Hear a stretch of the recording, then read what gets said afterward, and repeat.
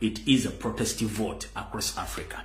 Ekiri Cameroon katika asoke in fact kando tandikire nawo. Go wenda mu na Uganda tugenda mu kalulu. Ekigenda okumala egobe mu kibi abachita protest vote. Nga protest vote erindi.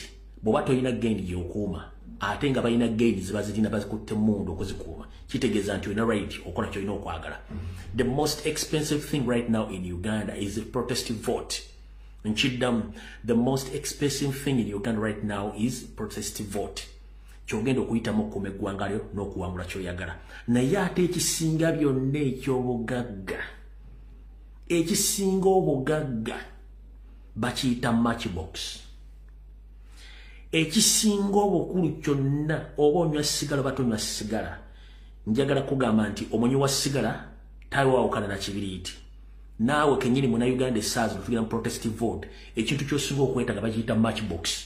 Muna Uganda ina mugende mugule bibiri mbere na muki kubanga bono bango oli mukazikiza osobola okukuma kando ne weemulisaako. Mpulya bulungi nnyo so oyagala kukuma ekyoto oyagala kubugumamu ojja kukozesa kibiriiti. Eri enkoleka letwagivaako yesmais giddira obuti obukwasaganye bwoti ate okumumulya ekintu kyonna okuba nakyo kati ekyebbe bakiyita kibiriiti.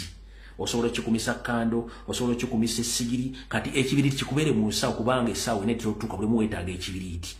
Wono bajja kwetaaga light. Mukitegedde bulungi nnyo. So ekintu ekyebbe mu Uganda kati bakiyita kibiriiti. Ekiri e Cameroon kitokota si kisaanikire. Mukitegedde bulungi nnyo. Ekiri e Cameroon abaana bagambye ndi kimala. Bo bali ku street basula beetebe base baligala nsi yaabwe. Kati ate ekiri e Tanzania. Tanzania ekibiina kisinza okufuga eggwanga bakiyita Chama cha Mapinduzi era nga n'omukazi ono kyabaddemu. Naye omukazi ono wattu yajja yeegonza nga alowooza abantu bajja mutegeera era mukujja n'akola reforms ezaaliwaawo abantu ne mwagala. Kumbe Nyande Yoseferi Tibaabulwa lutabayisira mutabani wa Kala zinanyasanga bisibe n'amuyingira bwe vu n'amuteeka mu koodi. Kati ge gamala gabadde ayogeza buli kimu kyonna banna Tanzania kyebakola Tanzania ate nga kiri ku record bw'obadde oyogera ku nsi eziri democratic mu Africa ensi ebadde esooka ku mwanjo bagiyita Tanzania era abantu abadde bali more peaceful mu Africa yonna babayita ba Tanzania nga tebeenyigirangako mu lutalo lwonna demonstration yonna eyabyabufuzi tebeenyigirangako mu demonstration yonna babadde peaceful. Temulanga fuba tugandi tuli awo tufaibya ofuzi Tanzania badde be bakabulungi nyotulo ngeri ofuzi babiva balonda bulozi bali Chama cha Mapinduzi. Ngera kugamba onolwaliro Chama cha Mapinduzi eyinza okubanga eweddewo. Abatanzania bazukuse for the first time bagambi bimala lwaki. Opposition bano babakwade babateeka mu makomera. Omukyala ajja okwesimbawo ng'akozesa amaanyi ge. Kati yo Generation Z yo teyalinze kulonda kalulu. Generation Z yagambye bulungi nti olunaku lwa kulonda terwakeera nti ye abantu ne beetandika okwesomba okwetoola ebibuga byonna amasaza gonna ebyalo byonna ku polling station. Kasita bataddeyo box we bati tebagenze mu kuba kalulu. Batandikiddewo kusamba birondesebwa kukuba box kuzookya kutega mmotoka mu makubo ezibadde zireese obululu olwedde obutiikinge.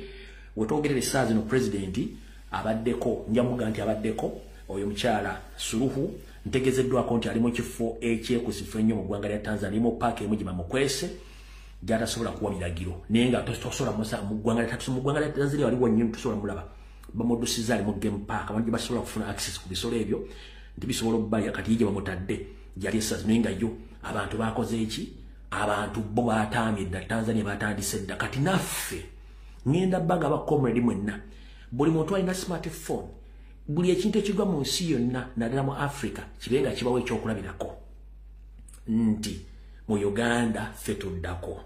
Cameroon bagambye ekimala kimala. Tanzania bo bagambye nti baboyi baffe nti enkya kulonda nti ye basuze bayiika ku polling station zonna across the country. Kati wano we twagala okukola kye bayita copy and paste. Ng'ennaku z'omwezi 15 omwezi ogw'olubereberye omwaka 2025 lwonna kule tugenda okulonderako bwe tunaaba tutuuseeyo bwe tunaba tetutuuseeyo ekirala ijja kubeera sitoola endala wabula bwe tuba tutuuseeyo lwe lunaku lwennyini lwe tulina okwesomba omwana ayonka ayavula omulema oebbango muzibe alonda n'atalonda ba student mwenna buli omu yeesombe mu Uganda twetaaga obukadde bwa Uganda obukadde 10 butumala mwete mugante mugenda kulonda buli muntu jangu ku polling station kumacha kubanga it's a voting day wetutandikirawo tufunye strategy empya wetutandikira oba mwana muto obani buli omu mugambe tukeera ku polling station kwennyini obalese byokuluma tebalese bya kubanga onaku lwaku teri agenda gana bantu kukola ki bantu kungana teri agenda gana bantu kungana ko lunaku wotu watutandi twetaaga obukadde 10 bwokka ze district 10 ezisalawo kuteri muntu gobagenda gana kungana kuna kulonda yo Tanzania bwetu bwekikoze katusabe Tanzania kitambule bulungi kinagwera kamba weko sample kuibade Tanzania then tuyeko tusimbule video yatulese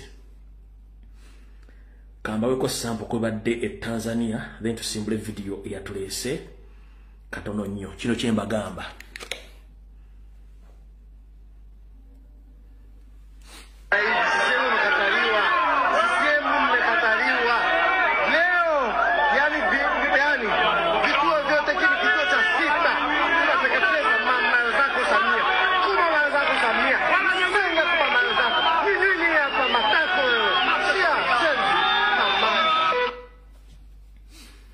Get a bow update. Hizi ni kituo cha kupiga kura. Hamna kupiga kura hapa. Watu kwa barabarani kule.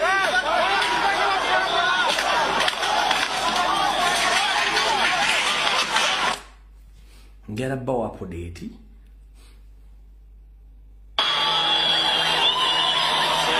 Hiyo ni gari ya jeshi hiyo. Gari ya jeshi hiyo. Wananchi wapo na wanajeshi na wananchi kwa pamoja. Hiyo ni gari ya jeshi. Hiyo ni gari ya jeshi. Hiyo ni gari ya jeshi. Hiyo ni gari ya jeshi. Hiyo ni gari ya jeshi. Cheko wananchi wanashangilia jeshi. Ere baba baba. Jeshi liko na sisi. Jeshi liko na sisi. Jeshi liko na sisi. Wanajeshi wako na sisi. Hiyo ni gari na Jawa update. Mungu wa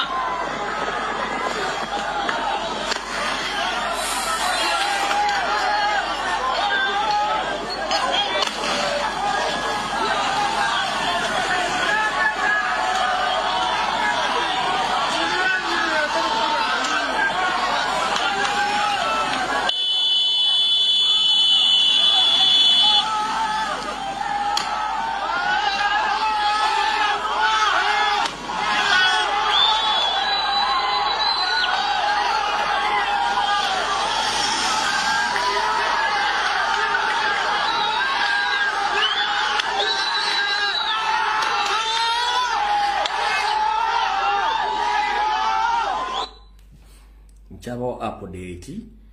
Mulioke mutegeere ekiri Tanzania kati zine motoka zadde zajjudde ddobululu.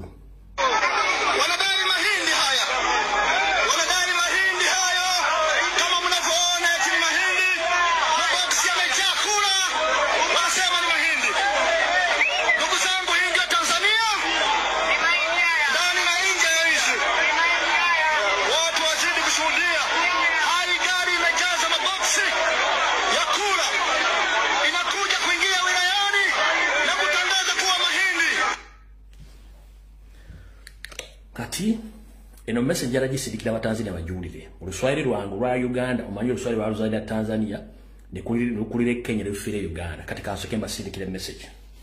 Sasa wanafiki wangu wa Tanzania wacha niwaambie huyo bibi Suluhu huyo mtu mbaya sana amekuwa anafanya kazi na huyo mzee wetu Museveni. Sasa hilo jeshi mnaonanga huko wanapigana masasi kwa wananchi wa nchi ya Tanzania au si wa serikali wa Tanzania au ni wa serikali wa Museveni wa SFC Special Forces Unity. Hakuna jeshi ya Tanzania imepiga mtu risasi. Wote ni wakuu wa serikali wa Museveni walisindikiwa juzi via hizo border ya Tanzania pia na Entebbe Airport. Sasa wacha niwaambie mkuu waangalifu. Huyo bibi alikuwa anafanya kazi na Museveni kwa kuiba pesa za wananchi. Sasa siku Museveni yeye alikuwa anajua siku ya kuchagua ni leo. Amekuwa anakumbuka vizuri. Sasa mnakwenda kufanya fujo. Sasa amesindika wasilika wawe wa SFC kupiga wananchi risasi. Sasa mjue vizuri wasilika wanavaa uniform za Tanzania au si wasilika wa Tanzania au ni wasilika wa Museveni wanavaa nguo za jeshi ya Tanzania. Mkuu angalifu. Huyo Museveni mjamaa mbaya sana kwa nchi zote za East Africa. Anafanya makosa kwa nchi ya Uganda, anafanya makosa kwa nchi ya South Sudan, anafanya makosa kwa Central African Republic, anafanya makosa kwa Kongo mnajuanga vizuri. Anafanya makosa kwa Rwanda, pia anafanya makosa kwa Burundi, pia na sawa hii mwenyewe anabaki huyo Madam Suhurui. Kwa jua anafika iko na business mingi kwa hiyo nchi ya Tanzania na familia ya Museveni kubwa inakaa huko Tanzania. Sasa nawaambia mkuu angalifu, msimame kwa nchi yenu, kwa sababu Museveni anataka kujenga nchi ya Wanyarwanda wanaitwa Watusi. Sasa msimame. Au wasilikali wanapiganga risasi kwa wananchi au si wa Tanzania au ni wasilikali wa Uganda wa SFC au wanachunganga Museveni na familia yake. Sasa mkuu angalifu, msimame kwa wananchi wa hiyo nchi. Mungu abarikie. Message wedde bajulide bulungi nnyo. Mayimba gandi oluswahili baluzalira Tanzania, nirukulire Kenya, nirukadire Uganda. Kati nze njogedde oluswahili olukulidde Uganda. Era nkimanyi ngabo onogamba nti Oluganda lumenye mifumenyefu. Era bajja dutegeera kati mutegedde bulungi nnyo. Nze message ngisindise kitegedde bulungi. Nze ndimi manyi nyingi tosobola kuundya. Ennimi manyi nyingi nnyo. Era wologera nga ategeddemu ekyokundya tezete mundira bwerere nimi banzi ulira bulungi nnyo. So kati njagala basindikira message bakitegedde bulungi nnyo. All right, out of the bwetuvaawo katugende ku nsonga ezatulese. Okusookera danjera kwebaza baganda baffe bonna ab'omu region ye Karamoja okusingira ddala abantu b'Kotido. Mwebali nnyo bali ddala okulaga presidenti omutima omulungi ennyo n'okuba nti mumulaze laavu. Kino kyengenda okubalaga olwaleero kibadde Kotido. Kino kyengenda okubalaga kibadde Kotido n'edduka tusimbula video. Aya.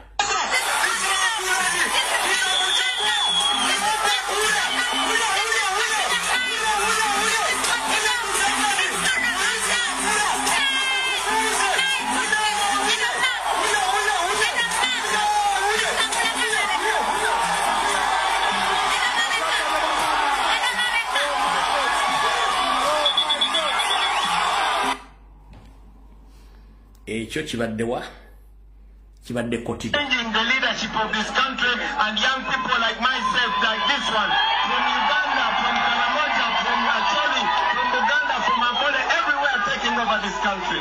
Abalange narikichonda na pepa na konaga. Era ibora na rangi ruchokino. Odere ngazoro, angazoro kala toma Uganda, maigra to chumaki ya kukan. Odere ngazoro era akatawa na pepa na. The majority of you are young people here.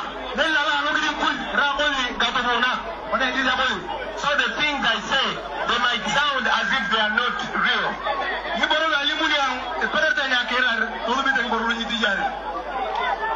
Many of you, in fact, majority of you have never seen another president in their life.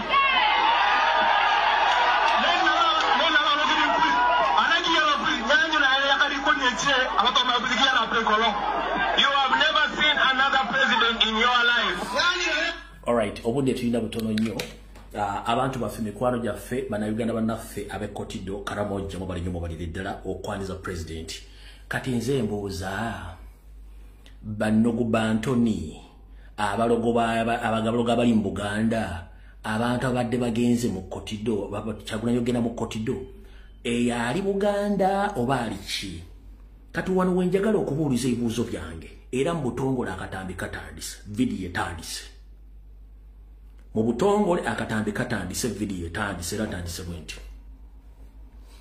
abange nze mbooza ekigambo kye bayita ennyukuta gye bayita u ogimanyi era esitandinga ku ki kubanga mu kusooka waliwo eggwanga Buganda naye ate eggwanga Buganda lyefiiriza ennyukuta n'ebisaawo lyefiiriza ennyukuta ba ne baga bateekewo u nefuuka Uganda ekyavunwa nti ebitundu byonna ebyali mu Uganda ebyali byesudde ne byegatta ne bikola eggwanga ki eggwanga Uganda kati abange nze mbuuza bannakamwantette ne bassekamwantette nze mbuuza nti okwawukana kw'Abaganda ku mawanga amalala mu Uganda ani abaafunamu kyekibuuzo kisooka okwawukana kw'Abaganda n'amawanga amalala mu Uganda ani abaafunamu oba okwawukana kw'amawanga mu Uganda ani abaakufunamu mu system eya divide and rule Nyando Yosoferi agifunamu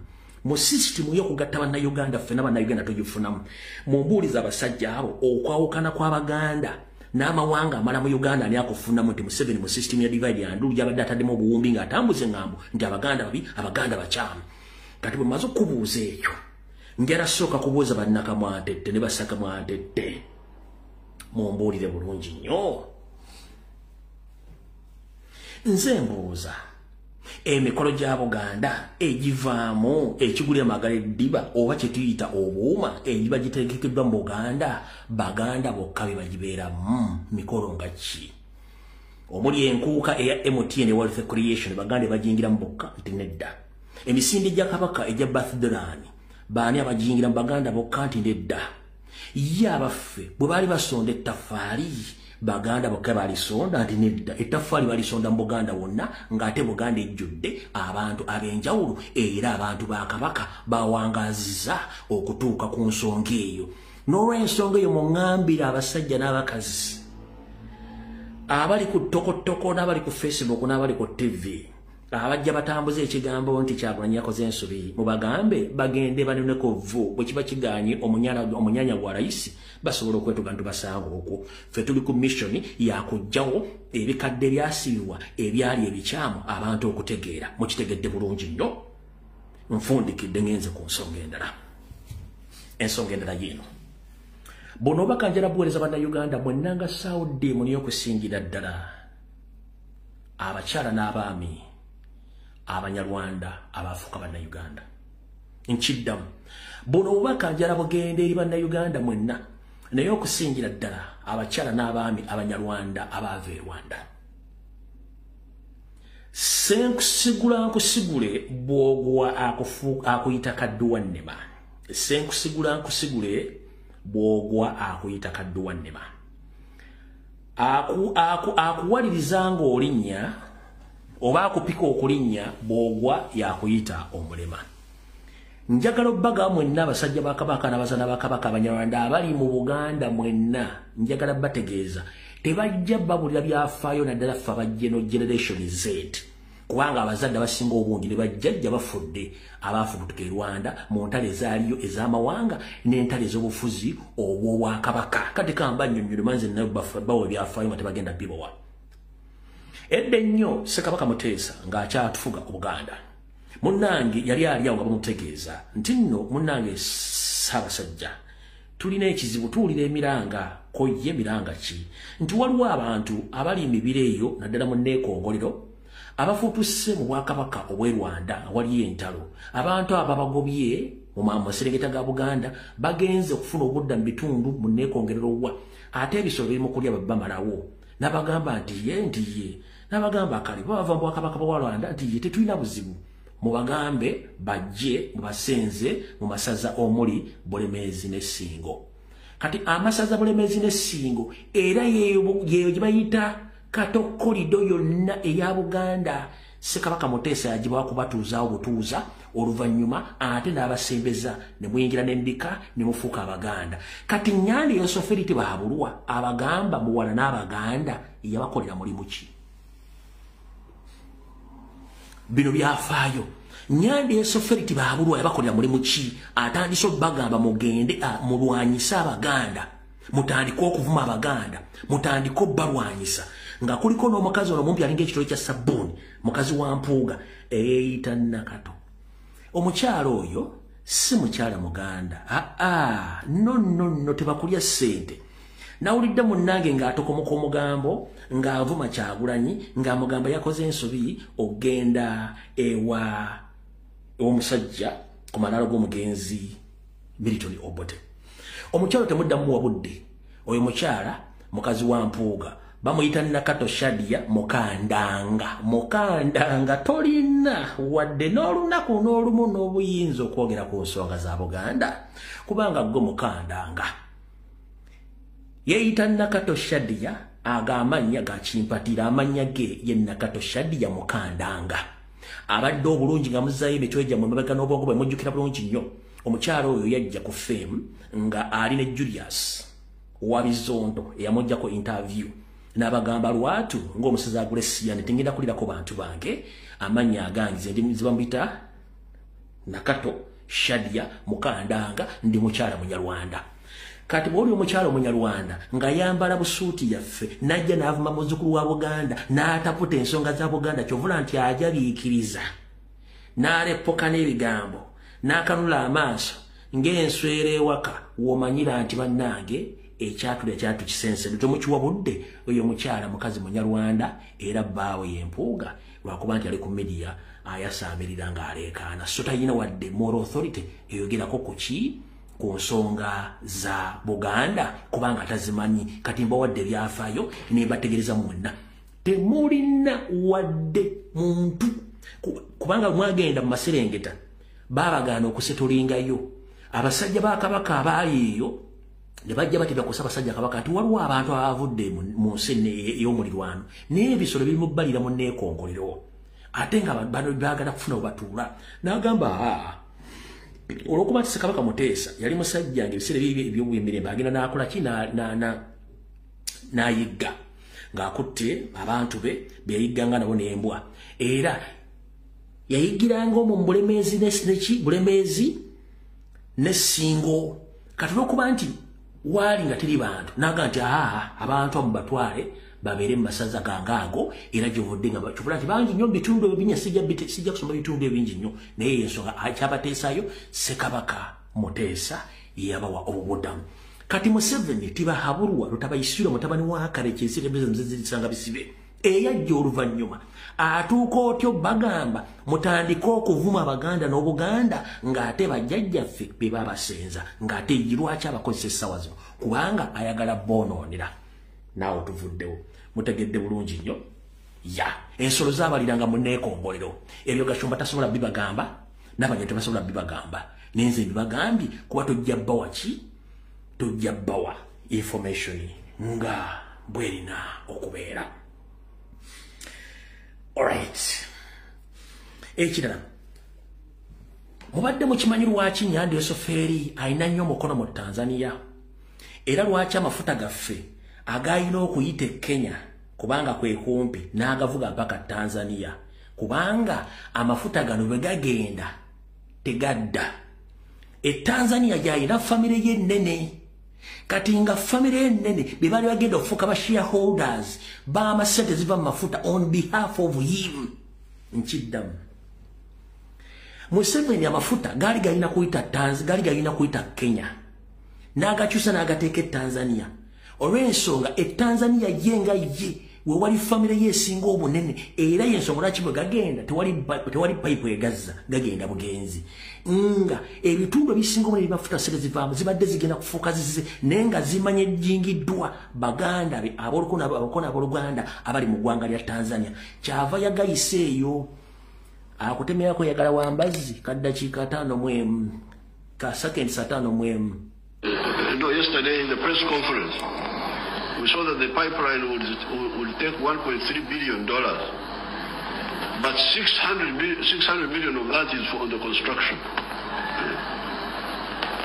And then the other 270 something is on the factory which they will put in Igunga to heat the sections and so on.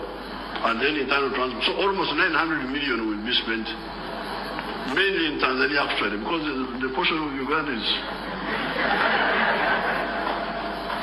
is small. But I don't mind because many of my relatives are in Tanzania, so.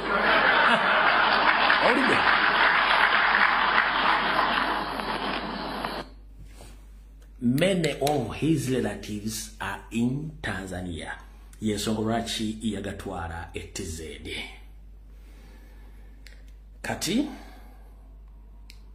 katusooke tuzanya akatambi ka mukulu wa fono.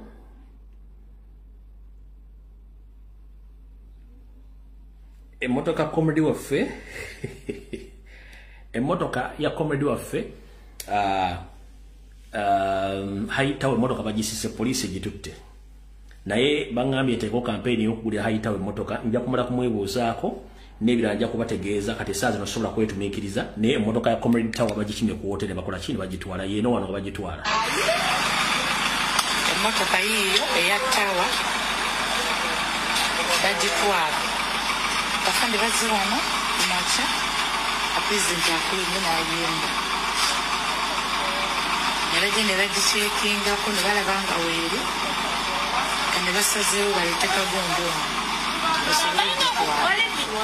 emmotoka yiino tugikebedde tebagamba tebatuukeyo ne bagamba mbuga babaddemu ebyokulwanyisa twasanzeemu kino yiino eno mukuutu tetulina kyetujjamu just tulikodinga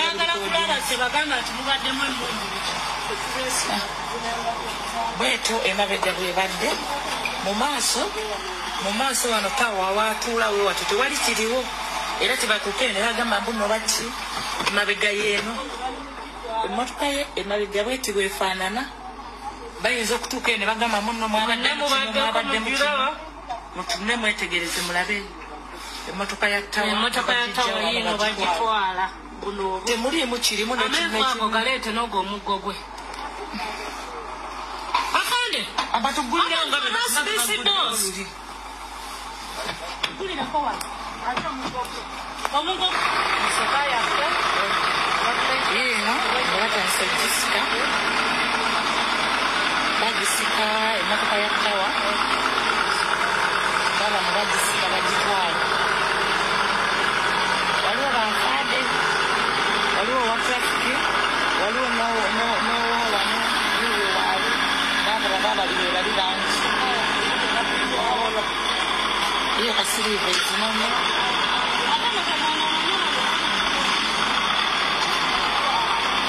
yiyo bebatebagisibe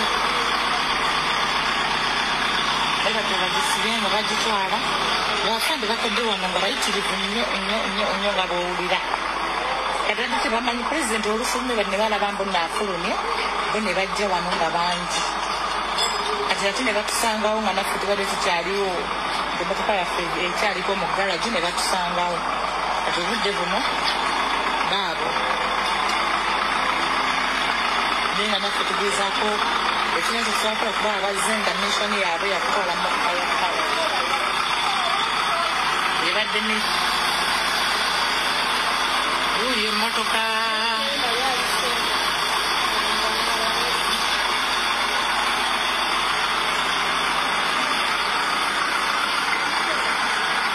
badukubye ekyuma wansi ekizisitula olunaku lwajja ekiro twalumbiga abasirikale wano ku hotero we tusula ne basula nga bakuba nga banoonya tawa yabadde taliimu era tebamufunye kati olwaleero bakedde ku makya ne balinda pulezidenti ng'amaze ovaawo baffe tusigadde wano nga tuli balwadde batuteekamu ddagala de ne tubasange kati batusanzeewo nga n'emmotoka yaffe badde tekyafunyeemu obuzibuzi ne batusanga kati mukutusangawo beewuunyiza kati iyo bagikudde ekyuma basobole ogisika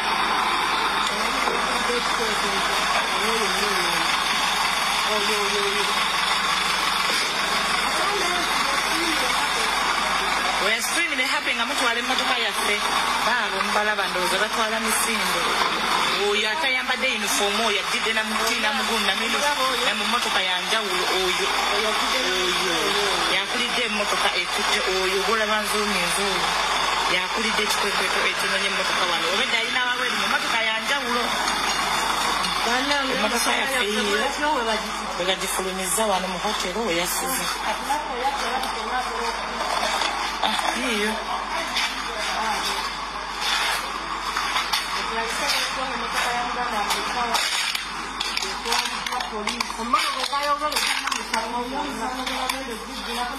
kasita tugikebedde munda nga temuliimu kirimu kyebayinza giggulako ne bagamba muno kino buli kimu tukiina era bwe banagambira muno emmotoka ebaddemu kino nga tubagirayo vidiyo omukulu agamba esimu ekole ki alright obudde tulina butono nnyo kati olunaku lwajjo njala okwetondera abalina pressure abalina emitima abalina alusa abalina sukaali abalina omunnyo nange kennyini byampitiriddeko jjo ku live zetwabaddeko ng'omukulembeze bamusazeeko manyi bannaye mwagala nnyo Uganda ne president mwagala nnyo ne munatusomyo kyabaddewo jjo tukwate kubakanga embeera ebadde naye ngenda kukola vidiyo eno obwongo obutono sooka ogyesonyiwe njagala kati Lutumba Kisoko otule wano David Muhoozi otule wano Kayindo Tafiiro otule wano Nyandi Sofere Museveni otule wano ngenda kusooka kukola forensics musoke mutegeera abasajja bano leero tugenzeeko ko mateeka katono nnyo ku biviyo gye mwakoze wabula njagala bagamba mubeere bagumu nnyo lwaki kiri mu bukumi bwa Museveni oba mu kubeera kwa Museveni ne family ye okukuuma Robert Kyagulanyi Ssentamu aka Bobi Wine nga mulamu. It is in the best interest of Museveni and his family to keep Robert Kyagulanyi Ssentamu safe as we speak right now in that country, Uganda. Any slight mistake you make against Robert Kyagulanyi Ssentamu, the country will be in mess. So it is the best interest of Museveni and his colleagues to keep Robert Kyagulanyi Ssentamu safe. So mwenda bana Uganda bategeeza okujja wamu bamuwadde butwa naye kyokumukuba amasasi kumutta. Ekyo kikakata ku Museveni mukuma kubanga okubeera kwa Kyagulanyi kwe kubeera kwa Museveni bazzukulu be ekyo kyakimanyi bulungi nnyo. Kyemulabye Kalamojja ng'amagye gakutte mundu gasimbye mu sululu moja tekubadde kutiisa no. Nnyongera okubajjukiza abaana bammwe Abanyankole, Bannakabala, Abatoolo, Abanyolo, Abaganda, Abasoga, Abakonjo, Abakibonna, abagende Somalia, abagende Congo, abakomezebwawo nga tebasasuliddwa bonna Museveni yabayiwa Kalamojja. So buli gwolabye abadde akutte mundu oyo indigenous babasuula eyo n'avaako n'emisala tebalina so babadde bannansi Bannakabala so yensonga lwaki tebakoze kayosi badde bakuma mukulembeze so ekyo temukitya abo bonna basekembula badde ba UPD bonna ba indigenous tekuli muwaakabano temubadde muwaakabano bonna Bannayuganda be baateeka eyo okubeerayo so njagadde obagambe ekigambo ekyo kati ku lunaku lwajjo ebyabadde Molira City mu hoteli Tembo Courts byetwagala tukolemu forensics olunaku olwaleero tubadde tujjanga tugamba abantu nti Museveni akola ebikolobero ng'amenya amateeka byonna mukulu Lutumba Kisoke byayogedda na buli kimu tubirayi bulungi nnyo kati we twagala okukola forensics then tuleke tukole part 2 eyaki part 2 eya kansoke mala okujja mu video ze Tanzanians jemu kubanga zintwalira space banazagala mujja zifuna ku mutimbagano nze nzijjemu sofa kubanga obudde tulina butono kati olunaku olwaleero omukulu Lutumba Kisoke ayogedde ebigambo bino okusinzira ku byabaddewo kulya bulungi nnyo erikuuma buli muntu so Joe bwe twabadde tuli mabega wa convoy ya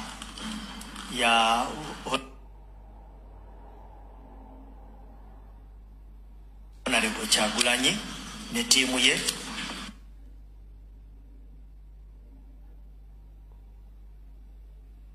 wabuseeyo abavubuka abamu mu tiimu ye ne bava ku motoka yaabwe ne bablockinga one of our pickups ne bagifumita oba bagifumise biki emipiira gyonna alright olunaku lwajjo mu bitundu president yabadde anyiza eki obululu nti abavubuka ba National Platform Foot Soldier babuuse motoka ne bablocking ekigambo block okimanyi bulungi tewali muntu asobola kublocking a moving vehicle teri muntu asobola kublocking a moving vehicle kyekisookera ddala era ogambye nti ba blocking ze motoka mu ya pick up kansoke kubuuza mu kulutumba kishoke emmotoka gye ba blocking eya pick up gyoyogerako kuva ddi nga emmotoka ya polisi ebeera mu private number plates kuva ddi nga emmotoka ya polisi ebeera mu private number plates kuva ddi nga emmotoka ya polisi ebeera mu private number plates ng'emmotoka ya bulijjo kuva ddi nga emmotoka ya bulijjo efuuka ya polisi 1 ekyo kimenya mateeka ekyo kikola ki ekyo kimenya mateeka mu kusookera ddala olw'ensonga emmotoka eyo isi si yagiteekawo emmotoka za isi zirinako number plate emmotoka za polisi zibeera ne number plate ziraga za polisi eno emmotoka yaki mwajanjulira Kyagulanyi nti egenda mutambulirako wagambye nti bablocking emmotoka ne babbamu laptop ne babbamu jama bulijjo tubagamba nti emmotoka zammwe zirimu jama ezijaminga network lutumba kishoke okimanyi nti kimanya mateeka g'ensi yonna okujaminga network y'omuntu presidential candidate okujaminga network ye okimanyi nti kimenya mateeka okujaminga network y'omuntu eri lisoke kyokubiri okimanyi nti kimenya mateeka emmotoka yonna etamanyikiddwa okubeera mu konvoyi y'omuntu kebere yambaga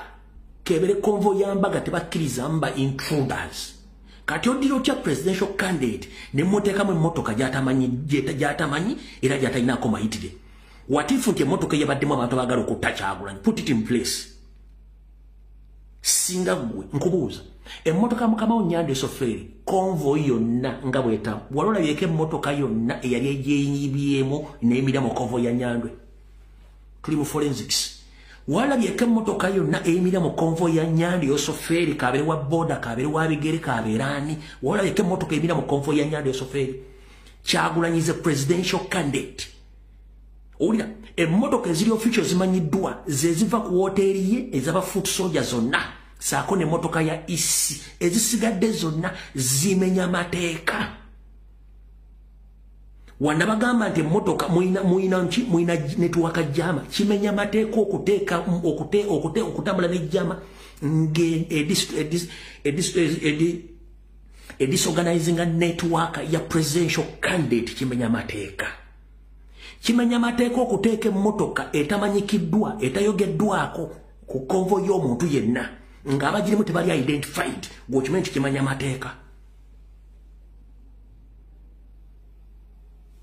wano mwegaana mbwe tekuli jama leero nga mwavudde ne mugamba nti jama mweri bwe tuba tugenze mu kooti nga tujja tugaa nti bataddemu jama eblocking network bulijjo mbyegaana katuwa confirms nti mulina jamas olya ate it is in our best interest to find out ani yatutte jama kubanga tukimanyi mufumba emisango ola mwaleta n'essimu e Masaka nga tekino tegifulumyangako nina reliable sources police kubulirale ya Kyagulanyi bakola campaign trail ya kubeerako abasirikale 3 abalina cameras waliwo abalina sanigago recording cameras eyo footage comrade wange yagisirikidde gimpereze kuba police bamuyina kuliko aina sanigago recording system kweri nga yakozesa sanigago zo recording kwali kuliko abapolisi 3 kuliko akuba still photos azikuba kuliko recording videos babadde so from day 1 babadde batambula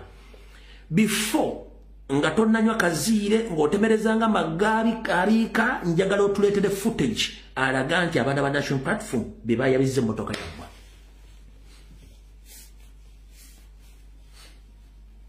njagala otuleetede footage ku konvoyi yammwe kuliko guy ayina recording sanigagos ezo zimanyikiddwa ne munsi yonna gye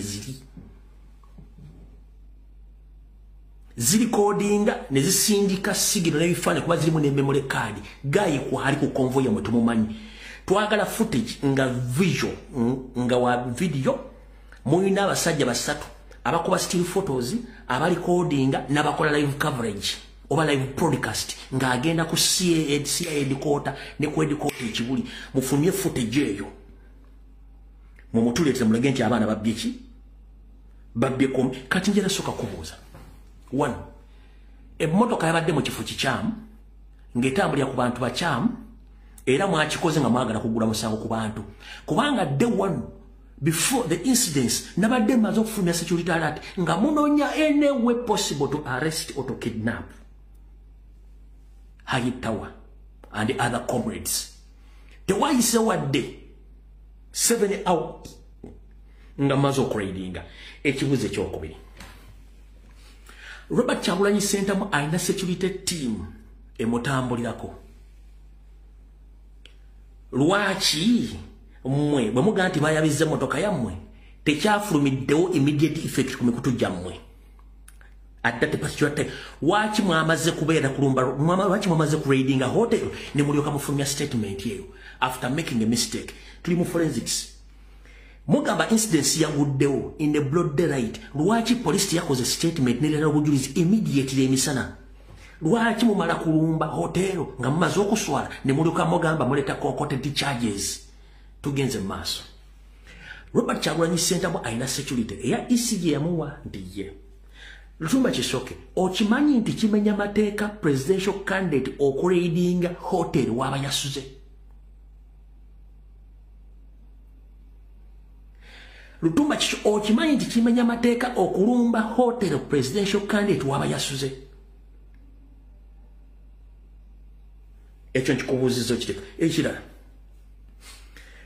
mu mateeka bw'ogenda okulumba hotel oba premises zonna ofuna search warrant kubanga ekifo kye mwalumbi it's a private property owned by indigenous Ugandans who pay taxes hotel gye mwalumbi it's a private property owningira bonnaganda asasula omusolo bwe mba mwagala kukirumba mulina kufuna search warrant did you provided any search warrant to that hotel ekibuze kira lwaki temwasoose ku consultinga security team ekuma Kyagulanyi about the radio of that hotel bodi ba reporting abakama bawe nti wano waliwo kigendo genda maaso ne tuganye twetaaga video yonna obujulizi bwonna nga mwamaze consultinga security eyawe Kyagulanyi mukuma ku hotel nti mugenda gradinga hotel for such and such incidents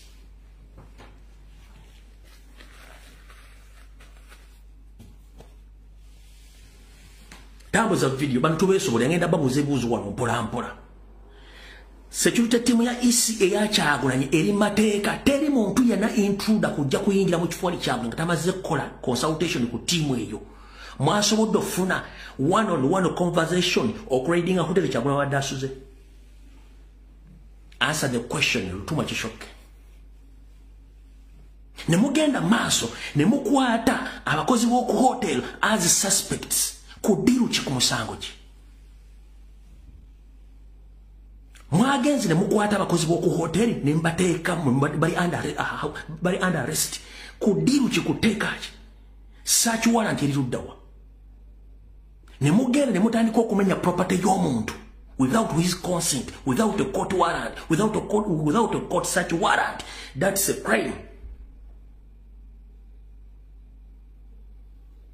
ne muyingira ne mutandika okuba tear gas buli kisenge ekyo kimenya mateeka okutuusa Kyagulanyi bayazira agamba baani abakuba tear gas amenya ne mulyoka mudduka bwe mbanga mwabadde muli mateeka lwaki Kyagulanyi lwavudde nga maze okulikodinga mwadduse mala okuzanya video ndyoke ngende mbabuze ebuuzo ekyo statement mujja kijjayo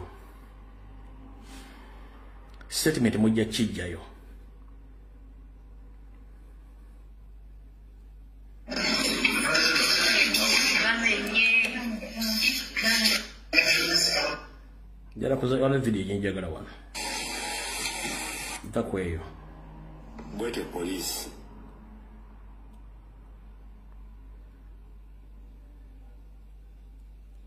video za najijemu eno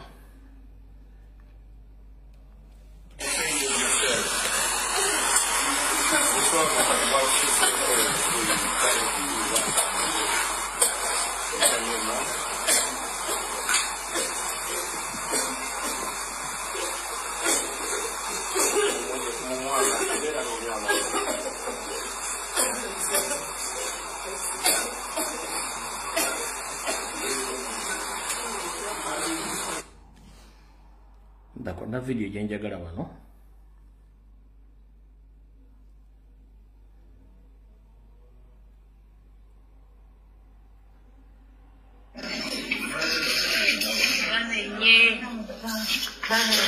Allahu Akbar. Nadera kumisawo. Bati kubye ne yatukani bamuyisa. Bagizimule ukanizinga butaano. Mama ali kumusala.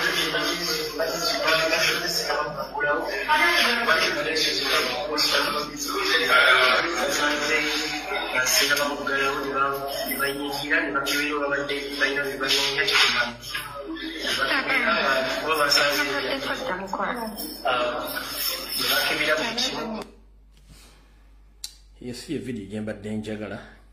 Can get a comaka for Banjinam. See a video game but danger gala. See a video game but danger gala. Yeah, you know.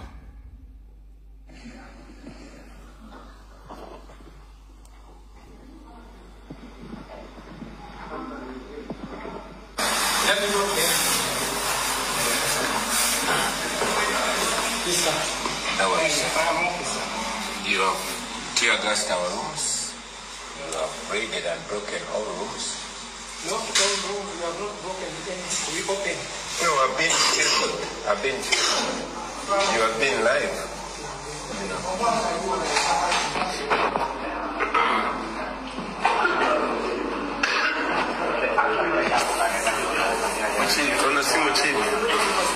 Yeah, umami ogwemula abaye mukibi. He has raided us together with this team. As you can see them, all of them. We just want to make sure the world is following everything that you're doing. Okay? This is the squad that has raided our hotel, tear gassed our rooms.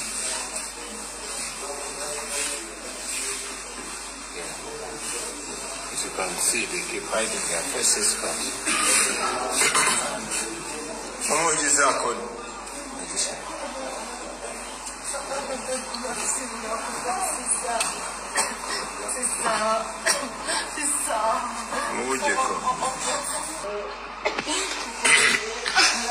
yes, ladies and gentlemen, there's a situation up here in a hotel.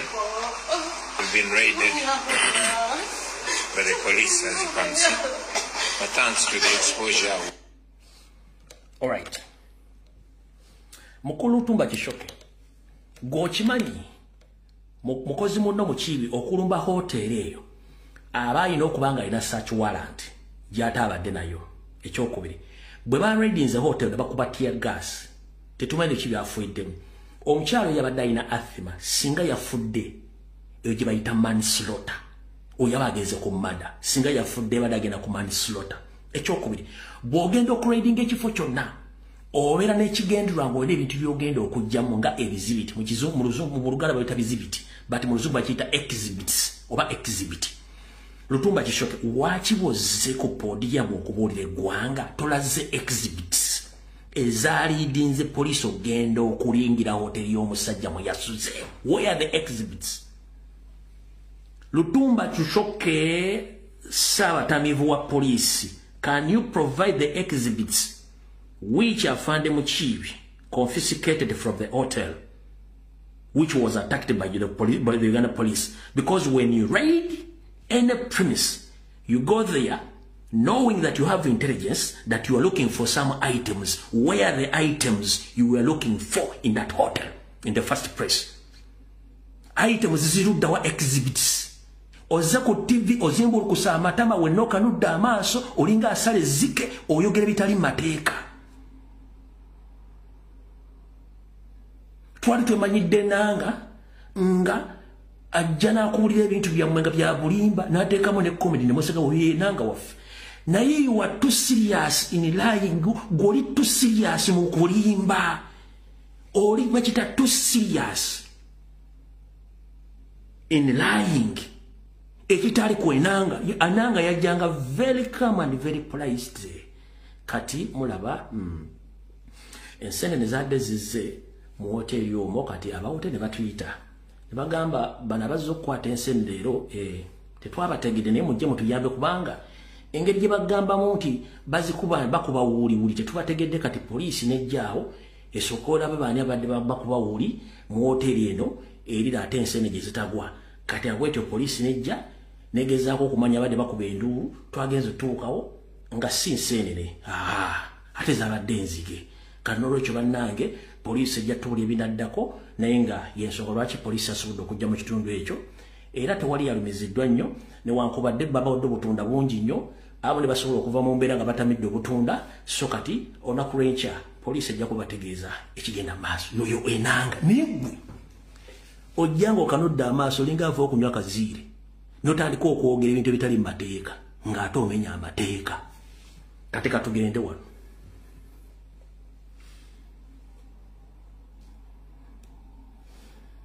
katugende wano mukulu Lutumba Ishoke katugende wano ompulidde bulungi nnyo kino wayogedde katugende mu maaso bino ebibuuzo bagenda bikubuuza. Signal jammers are illegal in campaign because signal jammers zimenya mateeka mu campaign trails za campaign za agent yenna Lutumba Ishoke. Signal jammers are illegal in campaigns because 1. Lutumba Ishoke and Uganda police, under which law is police of Uganda permitted to process or to use a signal jammer during the presidential campaign? Ekibuzo namba limoja namba emu. Teeka ki ekitongole kizi ky'emisango kya police mwe kiweebwa etteeka okutambula ne jama ejjako network ku campaign trail ya campaign ya candidate yenna mu Uganda. Teeka ki ekyo kibuzo lyagala kituddemu tugenze mu maaso. And does the police have authority to extend to the interference with the communication of opposition candidate? Police eina olukusa oba obuyinza okwongerayo okutawaanya ebyempuliziganya by'omuntu yenna naddala anoonya obululu ng'avuganya gavumenti gy'owagira oba gy'okulembera. Ebibuuzo bibiri eyo article number 1 tugenze mu article number 2. Does the use of signal jammer during the campaign events not constitute a violation of Article 29 of the Constitution, which guarantee freedom of expression and assembly and access to information? Mu article number 2 bakugamba goloza Lutumba Ishoke ne police yammwe okozesa ekyuma ekikyankalanya amayengo g'empuliziganya mu kampeni z'omuntu yenna yeesimbyewo kimenya mateeka okusinzira mu kawaayiro 29 akasemateeka w'eggwanga Uganda akawa omuntu yenna eyeesimbyewo okubeera n'eddembe okutambula okwogera n'okuyibirira wantu wonna okubanga atambuza information ye n'ogiwaayo. Tugenze mu kawaayiro namba 3. Even the security sector, signal jammers are only legal under strict regulated conditions like prisons, military zones, or during the counter-terrorism operations, and must be authorized by the competent authorities such as Uganda Communications Commission, UCC. Using them to control political rallies and using them to control political rallies is a stupid and illegal method. Bakugamba mu article number 3 nti newankubadde nti signal jammers zino mu byokwerinda zikozesebwa naye zikozesebwa mu mateeka naddala nga balina byagenda okwasaganya mu mbeera nga zino wammanga omuli amakomera omuli ebitebe by'amagye oba amagye we gabeera nga oba bagezaako nnyo okutangira obutujju bwonna obwandibadde bubeerawo nga bweyambisa abatujju okukozesa amayengo ogezaako okutuusa obulabe ku bantu. So si mmwe ate okweyambisa amateeka mu bukyamu olw'ensonga nti ne Uganda Communications Commission ekimanyi bulungi nnyo nti ebintu bino bye mwakoze bimenya amateeka olw'ensonga tekikkirizibwa kukola kuggyako mayengo ga muntu yenna aba yeesimbyewo era kimanye mateeka kya busiru nnyo. Do you copy that, Lutumba Ishoke?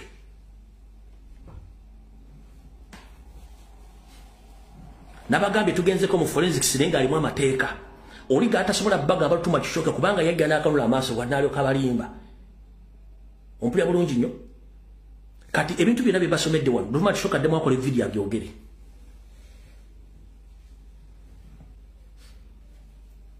Ngenda kudda munza nya katambi ka Lushoke ne kansoke nzanya katambi ka David Muhoozi. Ulida. A question from the Honorable Kivumbi regarding last night's incident. I only have preliminary information to that effect. I'll get more details, but what I have is that the police were in pursuit of a fugitive suspect who was part of the entourage of the NUP leader and was involved in obstructing and actually taking some items from a police officer, CID Isabide of counterintelligence, embedded as part of the infrastructure for crowd control. So some were arrested. That guy is called Geoffrey Uzima, was suspected to be within the hotel premises, but it seems he wasn't. So that is what caused the incident last night. Omwami ono, it is alleged that is a biological son to Nyandi Soferiti Bahabra. It is alleged that he is a biological son to Museveni. Chigambibwa omwana ono mwana wa Museveni ono David Muhoozi. Tunuli omwana ono otunulire Muhoozi kenyini otunena abaana abalabo naba Museveni. Ono mwana chigambibwa nti omwana wa Museveni. Omulaba n'amaaso gajja gakalamu. I'll get more details, but what I have is that the police were in pursuit of a fugitive suspect who was part of the entourage of the NUP leader and was involved in obstructing and actually taking some items from a police officer, CID Isabide of counterintelligence. Okay, Mr. David Muhoozi. We've had you, but here are some few questions towards you. The first question is, when Robert Kyagulanyi Ssentamu was nominated, he was officially given a security personnels, I think 16 in number, if I'm not mistaken, plus one vehicle. Isn't it so? Yes. We are in legal campaigns because he's a presidential candidate. Yes. So, who deployed the counter-terrorism officer on Bobi Wine's campaign trail? Who? On whose orders? On whose request? Because you said he's a counter-terrorism officer. Who deployed him there? You think we are terrorists? Were you looking for terrorists? Or because Robert Kyagulanyi Ssentamu is a fully nominated presidential candidate. He is not a terrorist. And his followers and his friend and his team, they are not terrorists. So there is no way how you can deploy someone illegally to be on someone's campaign trail. Why did you do that? So you keep on exposing yourself. You deploy the wrong person in the wrong place with the wrong people. No ensonga, it is illegal. Era kimenya mateeka. Nacho kimenya mateeka. Oyaja kubuuza, what was the purpose of the laptop? What was the purpose of the signal jam mu mateeka? What was the purpose of deploying a private car number plate following Robert Kyagulanyi Ssentamu? Can you explain that, Mr. David Muhoozi? Apart from rolling those big eyes intimidating people like your father, we are not intimidated anymore. Keep on rolling those big eyes intimidating people because your father is still in power, you'll be answerable. Each statement you make, each statement the police makes, it keeps on exposing the state. Temoja kutisa bantu wano. Chimenya mateeka kati katuddeyo ku Lutuma Kishoke yennyini nga yeekuba ggolo yeeyiwa Amanda mu mbugo. Maba nti bakwata process by process. Uganda Police Force tetugenda kikkiriza. Anyway, iranga naffe kitwakoze twaguddewo omusango ogwa twaguddewo emisango omuli robbery ne malicious damage era nga twakutteyo mu bantu baabwe twakutteyo abantu 10 nga mwe muli Sembusi Precious Paul mpozi emisango egivunaanibwa Eddie Mutwe bakirewo Kivumbi Smart wa Bobby Sija robbery na malicious damage. Why are your cases are similar?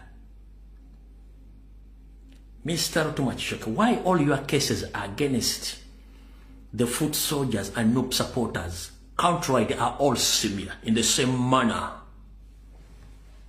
Mr. Rotuma Chishoke, I'm asking one question. Why are all cases which were concocted against all noob supporters and foot soldiers are all the same? That robbery and malicious damage. Don't you think that you're still cooking other files against our comrades similar to those of the previous cases which took place in Masaka, Ruwero, Kampala and other areas? Now you've added on other files in northern part of Uganda. Whom are you fooling? Same cases, similar. Bana abantu basiru emisango jejimu malicious damage and robbery. Let me tell you one thing. Nkugambye mulina abasajja bayina galubindi eziri codinga, mulina kamera, mulina buli kimu. Ekigambo kye bayita robbery okimanyi. Mr. Rotuma Chishoke, ekigambo kye bayita robbery okimanyi. Kwe kubbisa amaanyi. Kwe ani go babbisiza amaanyi. Ogambye it was a police vehicle and those were police officers seated in the vehicles putting on uniform holding guns ne bajja ne bawambe motoka yabe ne bajibba na amaanyi robbery kuba kubbisa amaanyi ani go babbisiza amaanyi. Ekigambo robbery kuba kubbisa amaanyi. Emisango gyonna gyegimu molokuba mwayonkente amabere temwaganaza nga muyonka ne muliramu obusa mu system ya sere account educated cow sero bihoga and educated bihogo temusobola kufuna muntu n'atula n'agamba nti you know what katukole muko ku cocktail w'emisango tegikyuseemu egyali Masaka gyali robbery and malicious damage kati katukyuseemu ko oba tuteekemu sabotage kubanga tukimanyi bulungi waliyo tuteeka erigamba nti obstruction of justice obstruction of law nti when you obstruct a police officer or any law officer it's a crime era bakutwale bakusiba kati mwe musigaddeku temwene muntu asobola baga no look here tusooke tukyuse mu mpaaba y'emisango n'emisango namuleeta mitwe bakuwadde wala jojjo kalula amaaso olinga enteerwa esalaleebwe ojjo robbery malicious damage emisango temulina muntu asobola kutuula ba designingira crimes oba cocktail crimes nga ziri totally different from jimbademu muli omwena mwasoma amagye mwasoma police muli awo mbwa zaako kyalo kono mufune kubazita kigambo cocktail kuba ziba mix of liquids in one glass. Kati namwe mufune cocktail cases zemuteeka kuteeka bana ba national platform wono musikango kujukize mukulu mwasoma police njera kubuuza temusobola kuteeka at least omuzigo obstruction to arrest oba obstruction to justice ogwo musango teguliyo ogwo musango gyeguli obstruction to justice over resistance to arrest ogwo musango gyeguli mwe mulete robbery malicious damage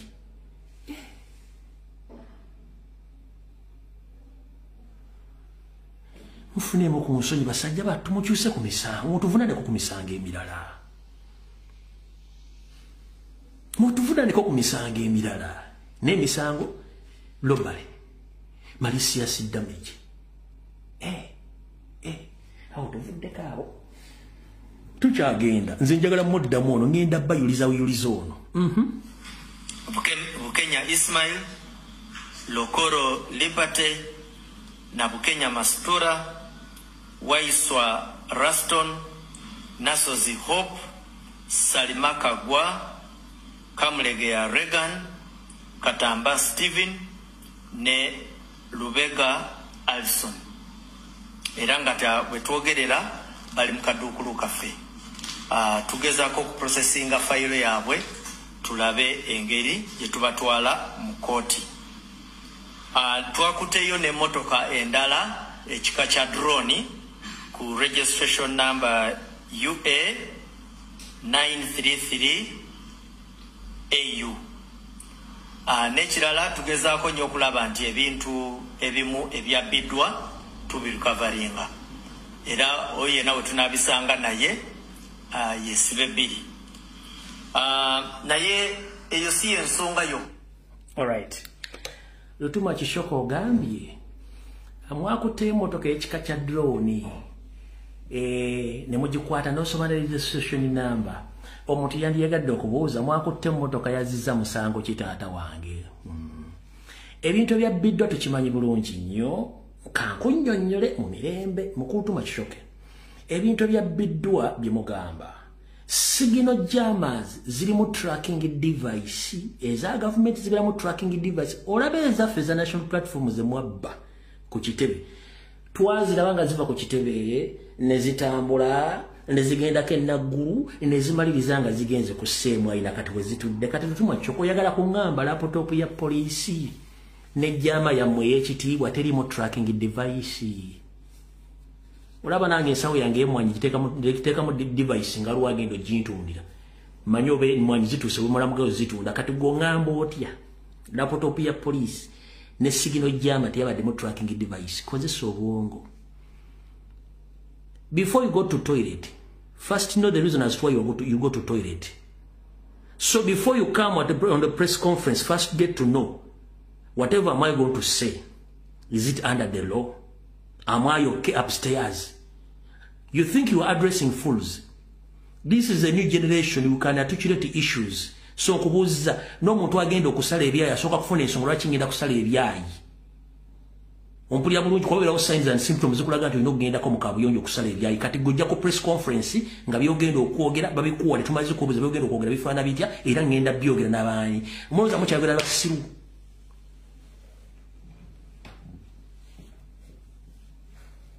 Mwengenda basabula tugenze maaso nkwata nsobi ku nsobi. Bazze basonkereza poliisi emirundi n'emirundi naye nga abapoliisi kye bagezaako nnyo okukola kwewala emivuyo gino so that tugezeeko okufuna rekodi eyo nti akalulu kano twakayitamu bulungi naye kiringa ekiraga nti eddembe lino teribakolera. So twagenza okubalamu nga 3 October omwezi guno Mayuge bakuba omupoliisi era eyo kesi nayo tugiina. Alright. Nga 3 twakuba wa poliisi. Ngenda z'omwezi 3 twakuba wa poliisi Mayuge.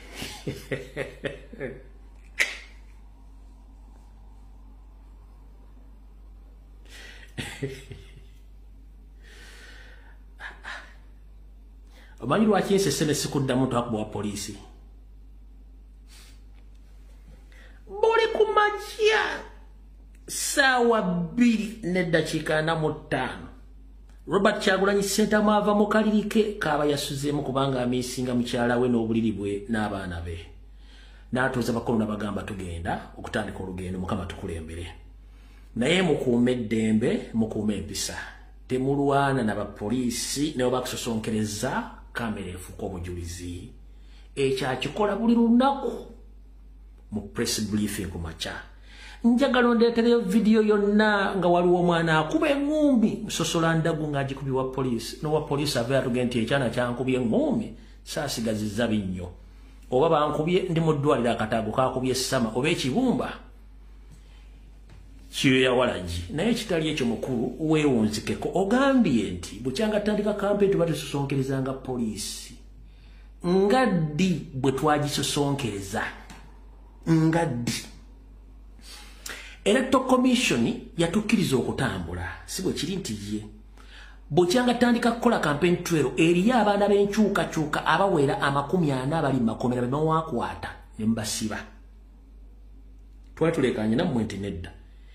Electoral Commission tuwa olukusa okutambula. Mutujja ku main road ne mutuvuga ntuyingira munda. Twali tubakubiddeko omulala nga nti wowe maama yaya tufudde motoka zaffe zifudde. Kati motoka comrade ayitawa musota mugitutte. Mode to complainings. Emodoka president lweko mwaka ungezera ebera mu garage neza ba comrade zona zifudde ngudombi. Twatu bagambe ko police mutuyisa mu ngudombi kubanga mweche mwagala mwe mutusosonkereza. Kati njala dunako kiro tatusosonkereza police. Emubende oyo kyali wa mafande afande mukibi. Katonda te president. Mwe kenyini muina illegal equipments. Muina omuboku bya masanyalaze buli illegal. Mubuloking amakubu agali mu mapo musajja walina okuyita ya complaints nti nedda kati gwogamba tusokeza police ngaddi mukulu weetereze bwato ina byakwogera tujja kukubula ekitufu ekiriwo era ndi wano kutegeeza ekigendwa kyammwe muno kye tuyita spark wali okutteko waya za battery n'okubisa positive and negative ne pa kati bana abasajja banoonya spark wa spark yerwa baagala kuyimiriza campaign trail ya president na yomo sajja yakugambe ne bannasigala bwomu oba natambulya kasi wajjuba nja kutuuka kubanga ndi mateeka kati mukulu tumba kishoke njala kutegeeza muganda wange waliwo akayimba ka Bugembe bakayita kalimu ebigambo bingi nnyo nyo bakayita erinnya title gyerabidde bakayita kalimu ebigambo bino wammanga nti bonyiga webake oba tambula ove waka bakakamina kigenti kakkana Yesu yayamba lutuma kishoke ne NRM bwembanga mulya muzitogereddwa mukakkane mukama yayamba mba munyize mugende mwebake tojja kola statement ngoyo oli biased one tukimanyi teri presidential candidate mu Uganda ni history yali ayimidde ku Museveni amukuba kubi kubwerere lwaki njera kuboza lutuma kishoke so far Museveni yaka campaign ngera muri region Northern Uganda tanagimalako omwezi uwezo Kyagula yaka campaign ngera muri region meka just kibuzo kijja watuma kishoke mukama mwe omwezi mulamba ali muri region ali mu Northern Uganda ekyamule beno okumalako Kyagulanyi yajja nakuba Busoga nakubako Buganda akubye Bunyoro agenze mambo mukama mwali mu kifechi kimu kyechi mbeza mu kifechi kimu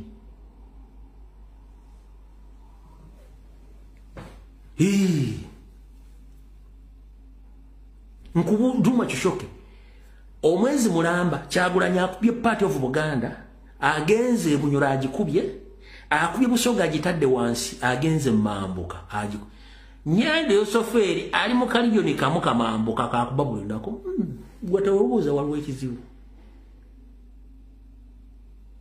one njalo tugambire ka stupid wo yavunula nti wano dawo kyaliwe ka stupid yangambye nti ka stupid yo byavunula si bituufu bichamu Lutuma Kishoke bangambye wano bakasiriwe banyitapulita bakafulu bangambye gamba Lutuma Kishoke nti ono musajja kasiriwe yavunula si bituufu yona vunula bifu bino then era twaji registering ku police file CRB 797 or 797 of 2005 ogwo musango gye guli era nagwo tujja kuba tugezaako tufune engeri gye tukwatamu ba suspects Gorandi kasiru byagera kasiru byakola ekyankwanza era still ba foot soldier bakuba omupolisi waffe Kikonde NCO commissioned officer era DPC bwe yagezaako okujja okuteekawo embeera ennu linda katono mpuddemu ekigambo NCO non-commissioned officer bamukuba ekikonde non-commissioned officer NCO lindako katono nnyo. Lutumwa omanyi bw'onyo wala juwera biri okwogera ebigambo bino. Lindako. Mulindeko katono wano. Omanyi bage bano mbeetaaga. Ngenda mu expose nga lindako. Bakuba omupoliisi waffe Kikonde NCO non-commissioned officer. Nti abaana ba Nuupu bakuba omusirikale wa poliisi nga bagenda mu bitundu by'Eruweero mbu NCO non-commissioned officer. If someone is non-commissioned, that means at that particular time he wasn't on duty because he wasn't commissioned. Tugenda basomesa amateeka gana ag'oku generation Z, non-commissioned officer. So that means he was in the wrong place dealing with the wrong people. Mogenda tunyumira. Who knew that he was a police officer? If you yourself, you said that he was any non-commissioned officer, NC, non-commissioned officer, NCO. If he wasn't commissioned, he was not on duty, he was not said to be there. He was in a civilian uniform. Who knew that he was a police officer? MC Nomani agamba ati yao.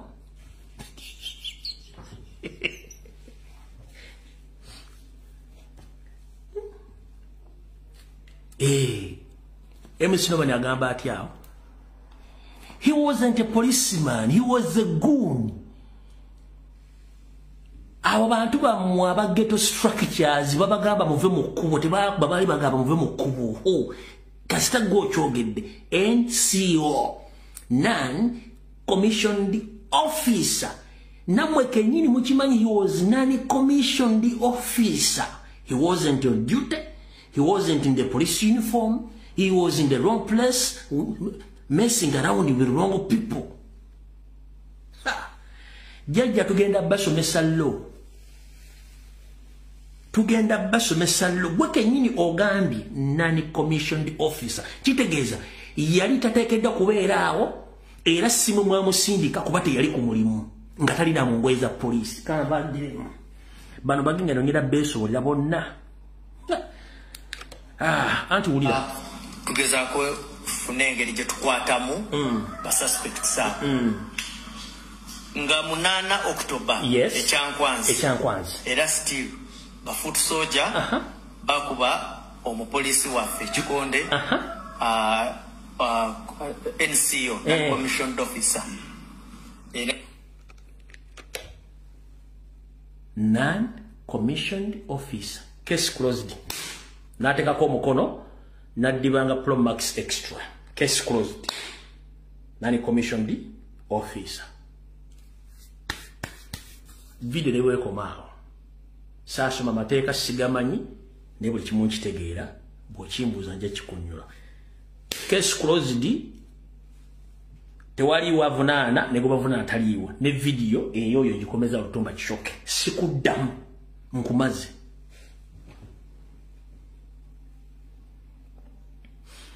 Lutumba Kishoke case closed byonna byayogedde tubitadde mu kasero. Tebita makuru case closed nze ngazo mulamuzi atudde wano ku fomu eggulama omusango ngogobi.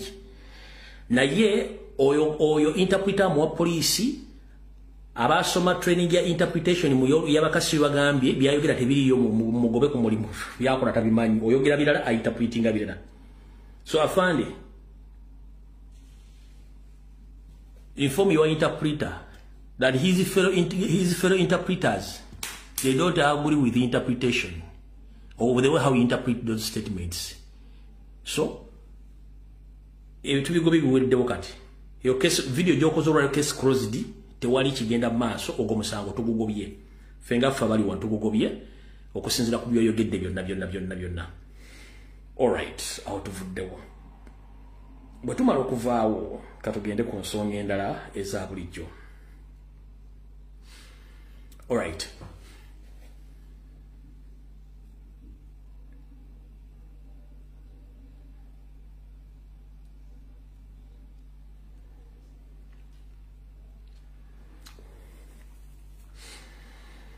Betugenda ku nsonga zaffe eza bulijjo katusooke tuddeko wano katono.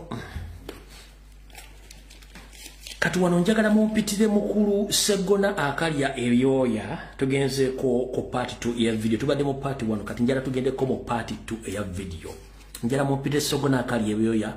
Mumpitire Masaya Suwalukagga ajje mu information ne Sseggona akalya ebyoya mu bulire wa watuuse. Nga ngendo bagamba ensonga ezo za part 2 mu video buli omu recordinga akatambi kano. Alright.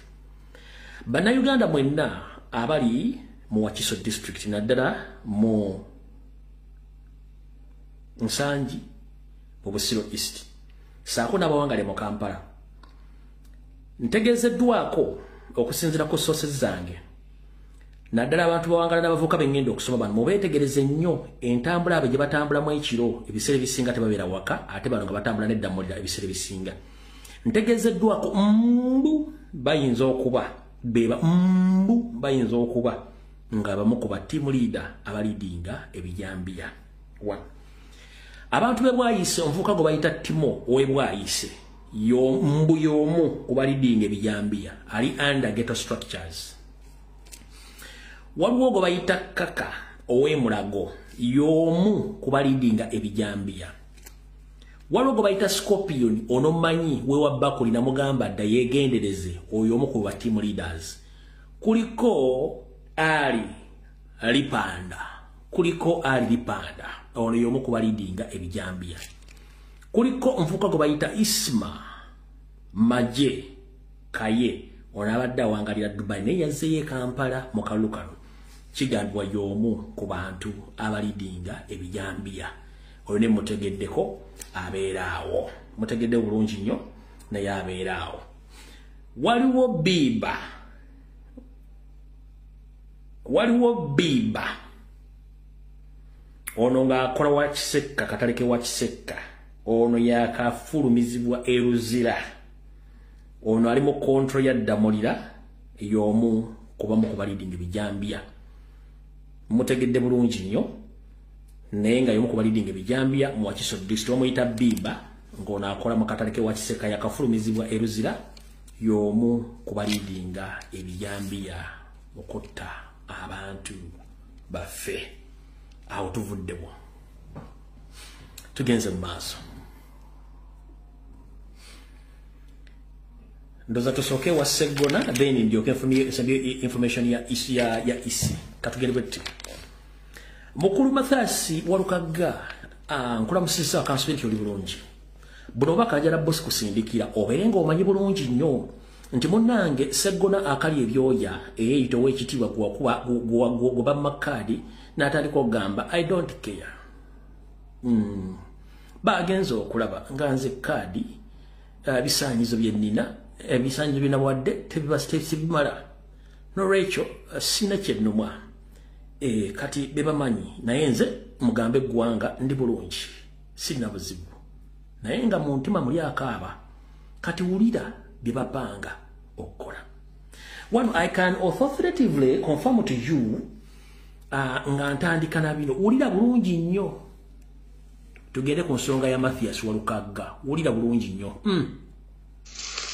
mpoza ensonga endala gyembadde njagala okugambako mbadde tangyerabidde eno ekyengera olwo offisi twali tuggulawo last time Sseggona n'ayagala ogiwamba ogyefuga kati right now Sseggona bwe bamu makadi ne tukimanya nti akitadde offisi agivuddemu ne twagala tugizeewo etambule bulungi ekola emirimu gya NUP.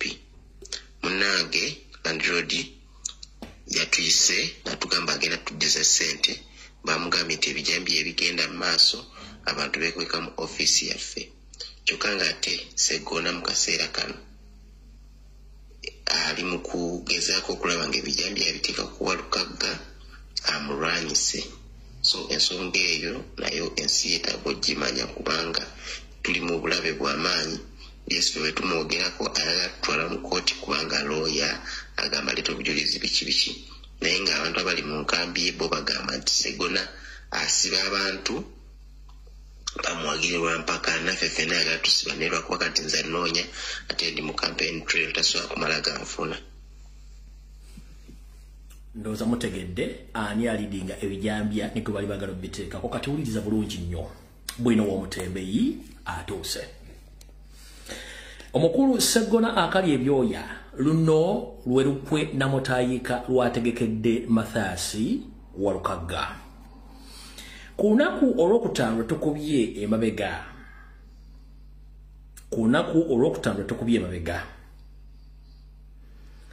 abasajja kuli Mpuuga Maana ne Sseggona n'akabinja kaabwe batula bufofu okulaba nga bagenda tuusa obulabe ku musajja wa Kabaka Mathias Walukagga either okomekereza nga mututte mu kkooti mujja mu kulonda oba omutwala ekaganga ewatagenda badda olunaku lwadde lwakutaano abasajja bano ne batandika enteekateeka yaabwe mulira bulungi nnyo okuli Mathias Mpuuga saako Sseggona akali amaggwa begasse wamu okulaba nti baagala kusuuza mukulu Mathias Walukagga ekifo kye era bamuteeke wansi nga bakozesa amaanyi ga gavumenti n'obuyinza Nyandwe ne Muhoozi bwe yabawa olunaku lwadde lwakutaano Sseggona akali amaggwa nga werekeddwako nga Sseggona akali amaggwa kwolwo yasose kubeera bw'omukulu okutaano n'agenda ku kitongole ekiddukanya okutuuza n'okubuuza abayizi ebigezo ekya UNEB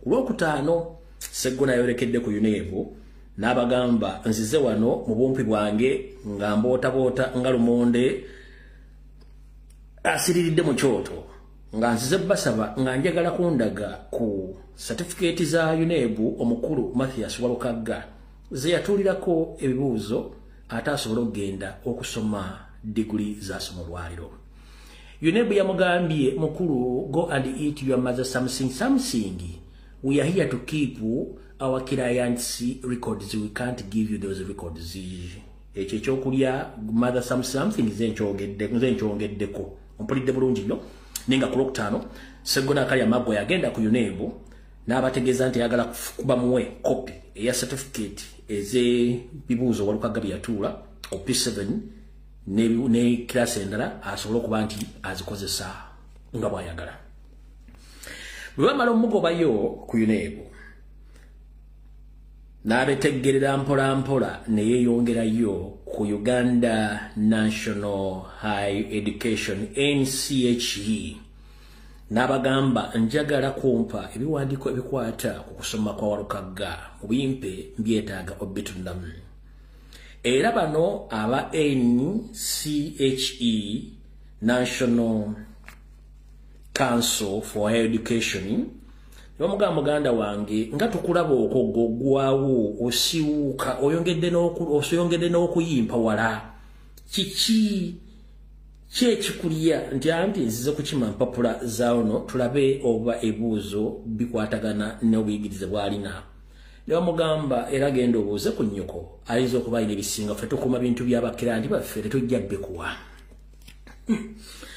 bw'ato n'alinnya emmotoka ze n'abeteggera nga dda akakiiko k'ebyokulonda ewakiso ku disitulikiti n'atuuka n'abagamba bantu bange nze Sseggona akali ebyoya nzize wano mumpe ku kopi y'ebiwandiiko ebyokusoma kwa Mathias Walukagga mu bimpeeko nakye njagala obbikozesa oba okubiyitamu ndabe ki ekigenda mu maaso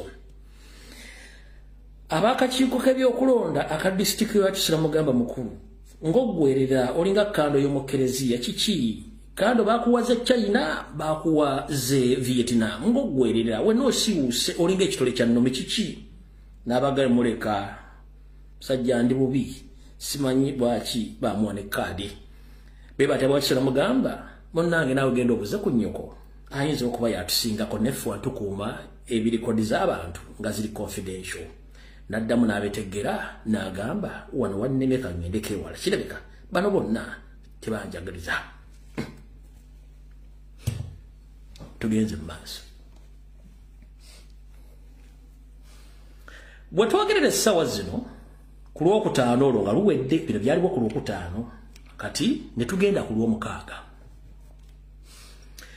bw'alaba eno kiganyi n'agamba lwaki mmenyeka ng'ate ndi state agent kati kaŋŋende noonye dere drinking general ate abeeko kyannyamba kwe kwata buli wendi nkufuna nategeeza munakutegeeza munyarwanda munne Mpuugamana nti wategedde comrade omugobe munnange nti ye yango nyambeko tugende omusango tuguwabe embuga kubanga eno wansi mu downtown ebintu birabika biganye nambuuza kiki ntuuse ku UNEB bangambye go and eat your mother something ngenze ku National Council of Education bangambye genda obuze nnyoko ngenze wakiso ate bankodaalidde bukudaalisi olina tukano nganti ndi mumpinga ekituli kya sabbuuni ekya nnomi kati ne ngamba ate ffe tuli ba state mafias waki tetugendako wa above ngadde wakanga atokotanga generator tali mu diesel ng'esiko ttoka eringa eweddemu amafuta nga yebaka bulungi nnyo nga tekimmalira yasobola koza appointment ne munyarwanda munne Mpuuga nga mugamba enkya ku Lwomukaaga tubukeeza Bwantoogo tugende ewa Didigi nga bafunako ba coordinator nga bakonectinga nabo nga bakubira Didigi nga bagamujje tulabe banywanyi kunaku olw'omukaaga lwennyini mwebiro bimwagala niyo bagamba okunaaba temusobola kunaaba kunaku olw'omukaaga Didigi ku ssaawa 3 zennyini lwe yaba appointment ez'akawungeezi bamusinkane munnange kunaku olwo nga beesitula bessa mu ddene Sseggona Akalyama ebyoya ne munne Mathias Mpuuga nga bagenda mu State House nga bagenda mu refugee camp Entebbe nga basinkana Muhoozi Didigi nga bamusaba okubayamba n'ensimbi saako n'obukuumi mu ngeri yonna esoboka n'okukozesa state machineries okubayisa mu kalulu naddala n'okudiringa ne Mathias Walukagga mu kalulu k'Ebusiro East olw'ensonga singa tebamuyamba nti musajja agenda bakuba akalulu ate abaswaze nnyo nga ba intellectual ate nga nabo bakimanyi nti gavumenti yandiyagadde Busiro NRM ejeddize owulya bulungi nnyo Muhoozi Didigi ng'awuliriza ebiwooziwoozi byabwe ng'agamba no problem ensonga zammwe nziwulidde tujja zikolako naye kati mukwate essimu eno mugende mukubire omwami ono ng'abawa essimu y'omwami omu gwe sigenda kwatuukiriza mannya okusinziira ku drone zange munnange nga yababeera handola waabwe era bwe bagenzeyo musinkana basinkanye ku Lweza Forest Resort gye basinkanye era ne boogera olwatutte almost essaawa emu n'ekitundu nga boogera ku nsonga ezo engeri gye bagenda okusuulamu oba okutuusa obulabe ku mukulu Mathias Walukagga ompulya bulungi nnyo olw'ensonga nti bakimanyi bulungi nnyo nti omusajja abali bukiika ng'omwana anatta nnyina ompulidde bulungi nnyo ekyo bakimaze temwewuunya mu kaseera mpawe kaaga nga tewannayita wadde akadde nga muwulidde nti omukulu Sseggona Akali ebyoya agudde omusango ku Mathias Mpuuga mu kkooti nga mulango butayita mu kusoma era nti n'okumuwandiisa Electoral Commission n'ebiddewo ngo ebifaanaganya ebikwataganya ku byekusoma byakola ensobi wabula omukulu ono akali ebyoya Sseggona mu nkola gy'akola zaffe tutegeera bulamu tulinawo dreams tagenda kukozesa kampuni ye wadde ya Lukwago and Company Advocates alina kyaliwe gwe saagala kwogera mannya gwagenda okukozesa okuggula ku Walukagga omusango ogw'obutasoma bwe bamugye mu kalulu munnange musajja mukulu ayitewo unopposed nga mukama we Anita Amonge bwe yakoze era mulinde mpozi ngeri emwabiza ayinza obutabikola ki ayinza obutabijjaayo naye ng'ate mujjukire mu ntandikwa nabagamba omuntu y'omu yawaabirako pulezidenti nti ekibiina kirina mu bukyamu era tateekeddwa dde okwesimawo ng'ekibiina Sseggona akyagala omusanga gutuddemu lwali gutuddemu mulamuzi yali omunyarwanda amanyi banze egimaana omulamuzi bamutanze egimaana omusango ogwo mwaguwulirako nagwogera wano bananfukire bwe nagwogera kwatwala ebbanga pulezidenti najja nagwogerako kati baamu makaadi ng'obudde buyise n'agenda akoseba Kibalama bateeke mujjukira Kibalama incidents esembi okubeerayo Kibalama ng'agenzi wa pulezidenti Dino Bowasava ng'abavudde beevumyevumye olwo bamaze mu makaadi nga naguli omusango maze ogukuba tegukyasoboka kati gy'ate eno Sseggona n'ayita mu Dino Bowasava n'ayita mu gundi mu muzeeyi Kibalama ate bakyankalanye ne bigaana kati nakino kyembagamye mu kirinde eŋambaga nti agenda kuwa omusango naye ayinza obutagubawa lwaki sa kati bulira mazo mu exposinga ekikulu kiriwa sagona video no giraba newo girabira manyiwo kati kankubuulire omusajja yasula company namba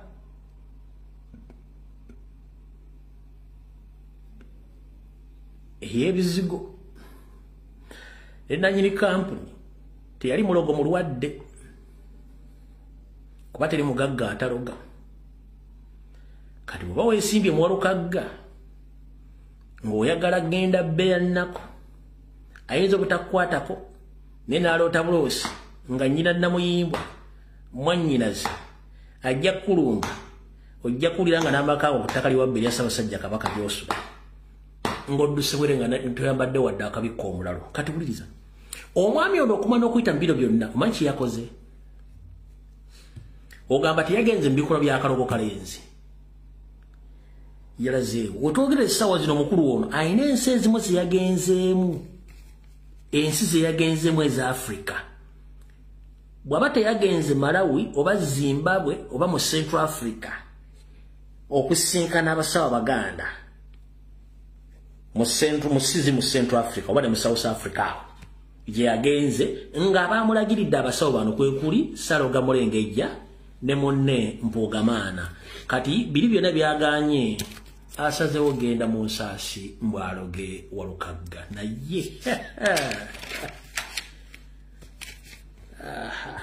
okujja nga bamuzaala si bampindi ekyo kyo nkikubulira okujja nga bamuzaala eyamusindika okujja nga si wampindi biri byonna byaganye mukuli taliimu nakati ali mu some West African countries yalinnye jjo yagenze kuloga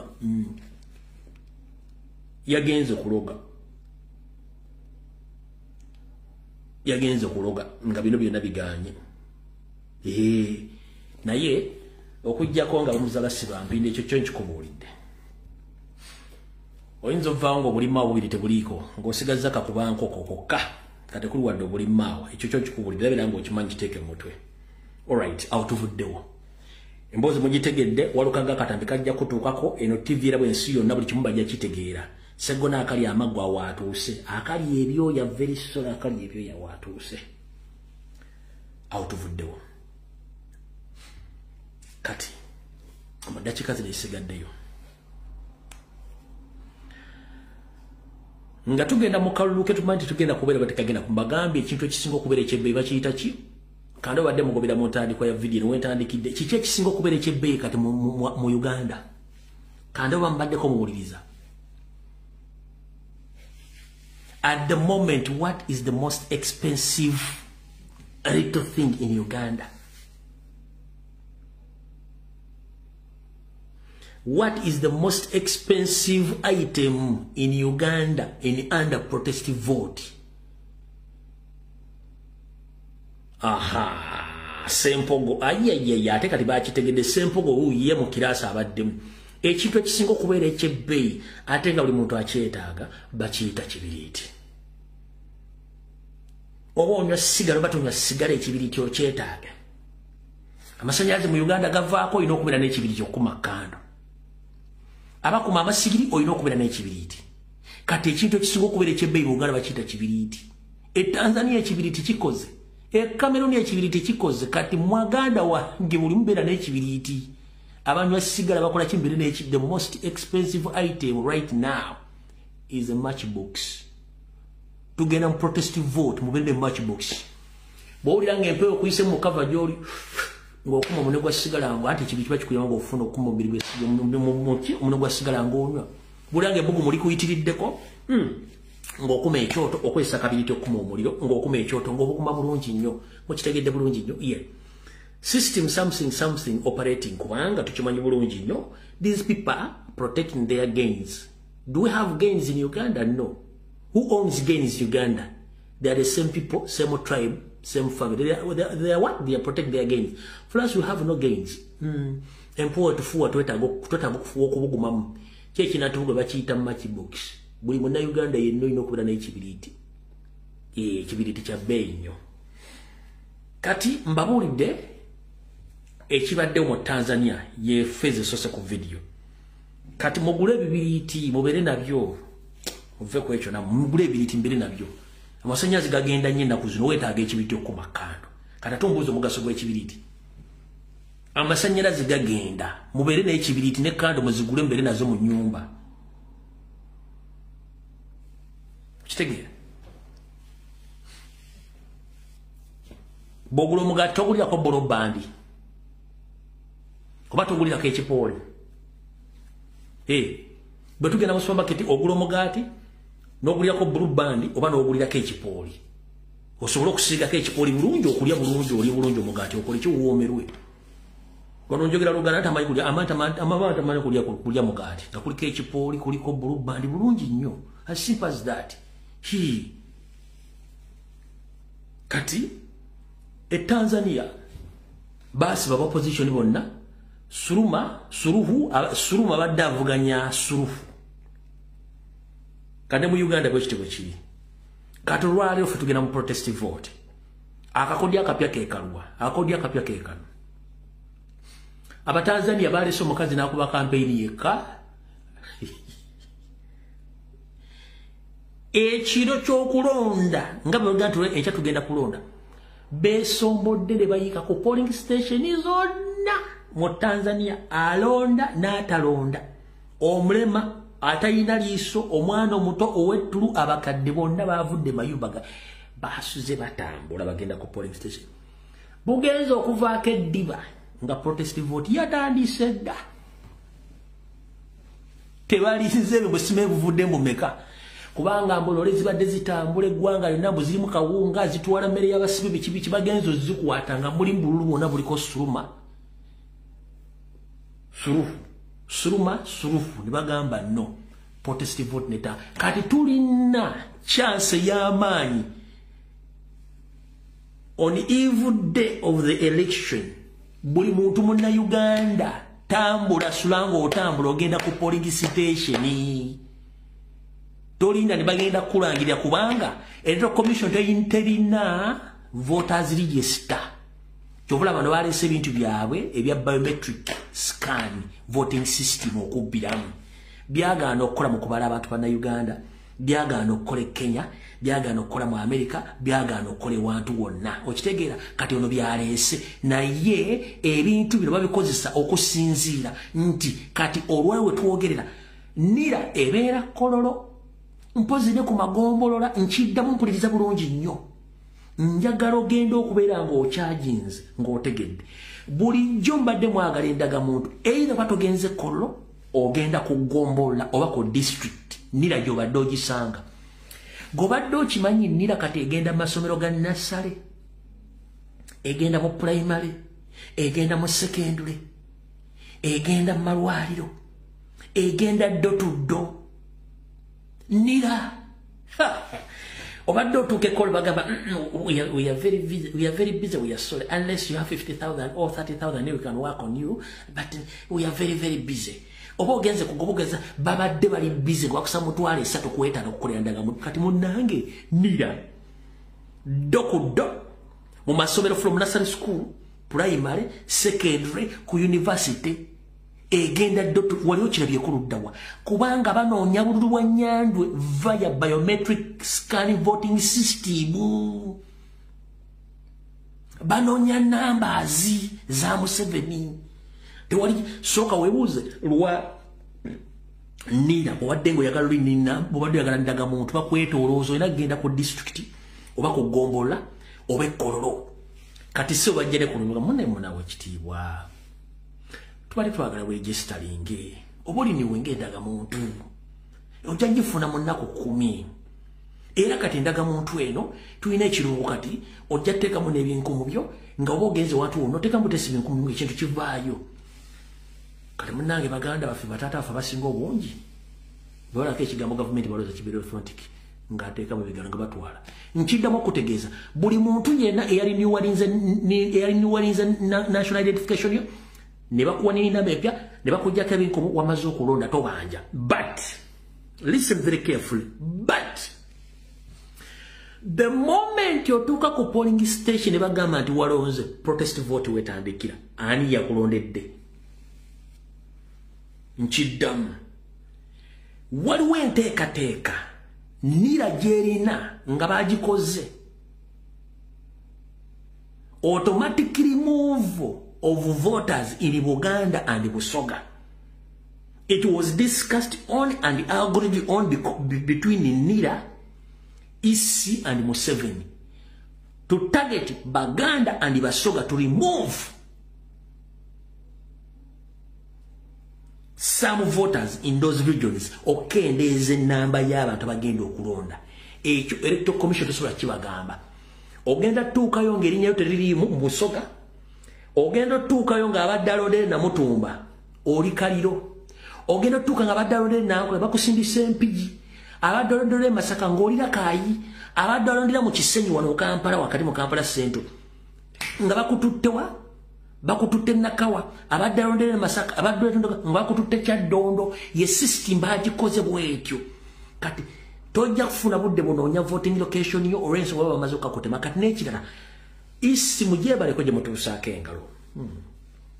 So kumacha 15 ez'okulonda baŋŋambye mwangaye muŋŋambye munnange tuteekeddwa kulondera wano baakutwala Naggulu nze Naggulu protest vote wetandikira nzize okulonda nga n'akalwa kawodino nga munnange ate mwegesta toliimu protest vote wetandikira ozze okulonda bagenti ate munnange onootusonyiwa walonze dda nze nga nalonze ddi bwe yawaddeyo nini nambayo n'owaayo ebyenkumu byo walonze but wandikola ekintu okulumya omuntu n'owuzika ng'oyambe muyambe ekkiriza mututte nini numbers mututte fingerprints kyemugenda okufuna mugenda kitegera kyekiriwo omusajja omugambe nti walonze dda nga yalonze ddi oba ani yamulondedde nemo kyembagambye nti mufuneeko ku bantu ababatuuza babulira amagezi engeri gye muyinza okukolamu ebintu. Tosobola kuddira musajja mukulu omugamba nti yalonze dda nga yalonze ddi. Ayagala okukyusa obukulembeze nga nti yalonze ddi. Nga yalonze ddi. Oyina time agenda omunnyonnyola nti walondedde wano. Nga yavudde we nga natandalira lumonde, tanalya muwogo omunnyonnyole. Ebintu emuno kalikyoti nga byonna bifu. Olw'ensonga munoonya numbers za Nyando mugenda kirabako mwakikoze nga muloza kyamakulu kati bannayuganda mwenna kasita otuuka ku polisi baga nti walonze ekiddako okimanyi bwe bagamba nti bakutransferize nga it wasn't your week ekiddako okimanyi bwe bagamba register toliimu bibage babikoze dda ekiddako okimanyi mene Busoga Buganda kati bafunye ekizibu kweyongeddeko Bunyoro bafuna ekizibu kweyongeddeko Karamoja bafunye ekizibu lirayo yasituse North tetunnagimala batandise okupipira.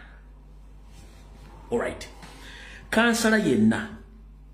Chairman Rosifari, member of parliament, system gye baagala okubbiramu Kyagulanyi, nawo gye bagenda okubbiramu. N'ekyama kye kino. Baagala Mukundu balege Kyagulanyi nti si w'amaanyi ne ba MP bamuwa 25.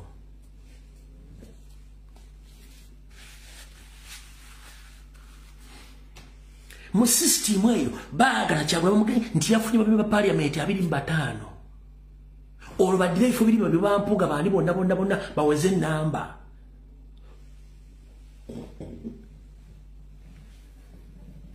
Okitegedde bulungi nnyo. Kati okutegeeza ebintu bino bitegere mayinze saagala kwogera nga njogera bw'omu. Wuliriza omwami ono naye after I myself to expose the regime abantu batandise okuvaayo. Wuliriza bulungi nnyo. Most of us we know that the Electoral Commission is not in charge.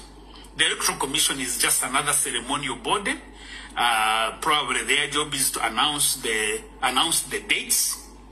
I don't think that they understand even who is in charge of the voter register, because I've never understood that you have. Yes, let me tell you. Hello, the Electoral Commission that has been registered. So is there a voter register? Have you seen a voter register? We are told they are. You are told by who? 22 million voters. No, but have you seen the register? So I'm telling you that you can't have a statutory body, constitutional body. It works for 5 years, in this case more than 5 years, and you are having elections just a few days away, and they don't have a voters register. if you listen to President Museveni, you hear him talking about the biometric verification. I actually think President Museveni and his group, they have their own voters register where they have that, where they're going to apply the biometric verification, because Byabakama does not talk about it. It's nobody Museveni who says we are going to use the biometric verification, and if you don't pay attention to those kinds of contradictions, then you will deceive yourself that the Electoral Commission is in charge of these elections, which I think they don't. Who is in charge? The state, probably State House. I even saw a report, I think, by one of the media people, basically, where said the procurement of the system to do biometric verification was done by State House. In that report, they were even listing the people who are involved in the procurement. Now, if you have an electoral commission, why would the State House be, or even people close to State House? Because it may not even be State House as an institution of state. It may be people within State House. This is the president himself saying we must have biometrics, and he goes out of the way to ensure that the biometrics are actually. That's not his job. That's not his job. He's a candidate, so he has no business procurement election materials. He's an interested party. He's a candidate. So when you see him do that, it's basically he's the one who is in charge of the elections, and that's why normally when you have and it's not only him, because it's across Africa. All these rulers who have overstayed in power, they organize the elections and announce themselves winners. I mean, that has been standard practice all over. All right, let's go about. Moina chemomanja walo chesibagambya njagala wandike ekyo ina kyomanja oba kyesibagambye kati kansala MP yenatavayo kuba biometric system akalobo n'okafuna simanyi eno information jembawo eli more expensive than what you think nina kyesibagambye kati gwe kansala MP atavayo kwogerako kuba kintu kino nga tugenda mu elections okolerani ba MP mwenda basirise nga mugenda kuyita mu process y'omukolerani ntegezeddwako nti abantu baba kubira basimu ku nsonga eno musirise temwagala kuddamu kwogera ku kintu gambo kino buuza MP we yafunye card ya national platform ayogera ki ku biometric verification scan voting system ayogerako kyenfu bakugambye nti ababiguze yabadde kiryowa kiwanuka karugire n'abantu abali mu state house baguze ebintu bino kati nkubuuza omusajja yafunye card ya national platform obabuuze bakolerani obutayogera ku system enfu eriwo gye baagala ogenderamu bakolerani. Whom are they working for?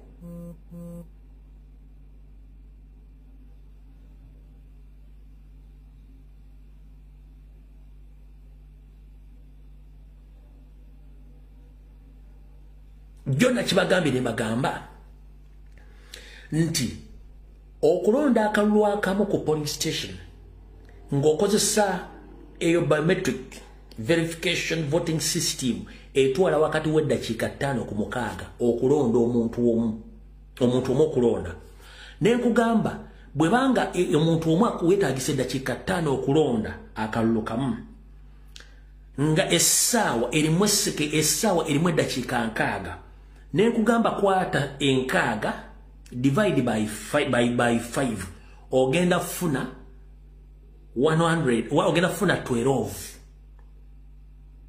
bokwata 60 divide by 5 kankibadiremu wano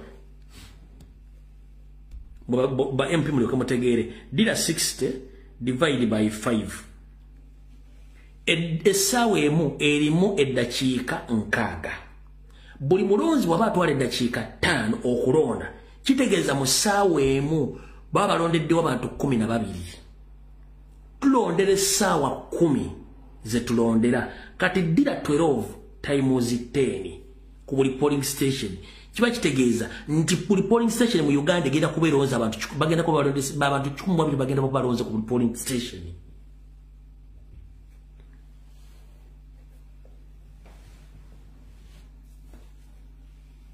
Atenga polling station erika abantu abatono nnyo erika abantu 300 ku 5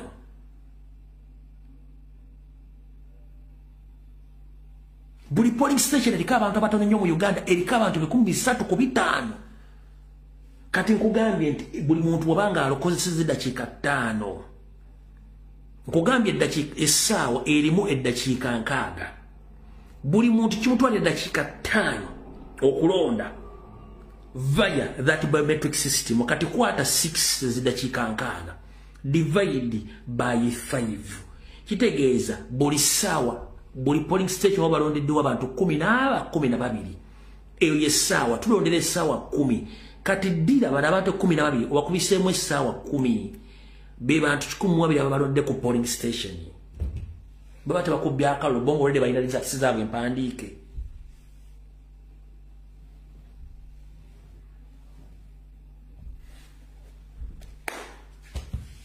video wede mukaba bankome tujja kusinkana kuna ku Rocktown kambu mremo na kurencha mwebale kuberako na kugobera mushenge video eno mukaba bankomire mweraba video wede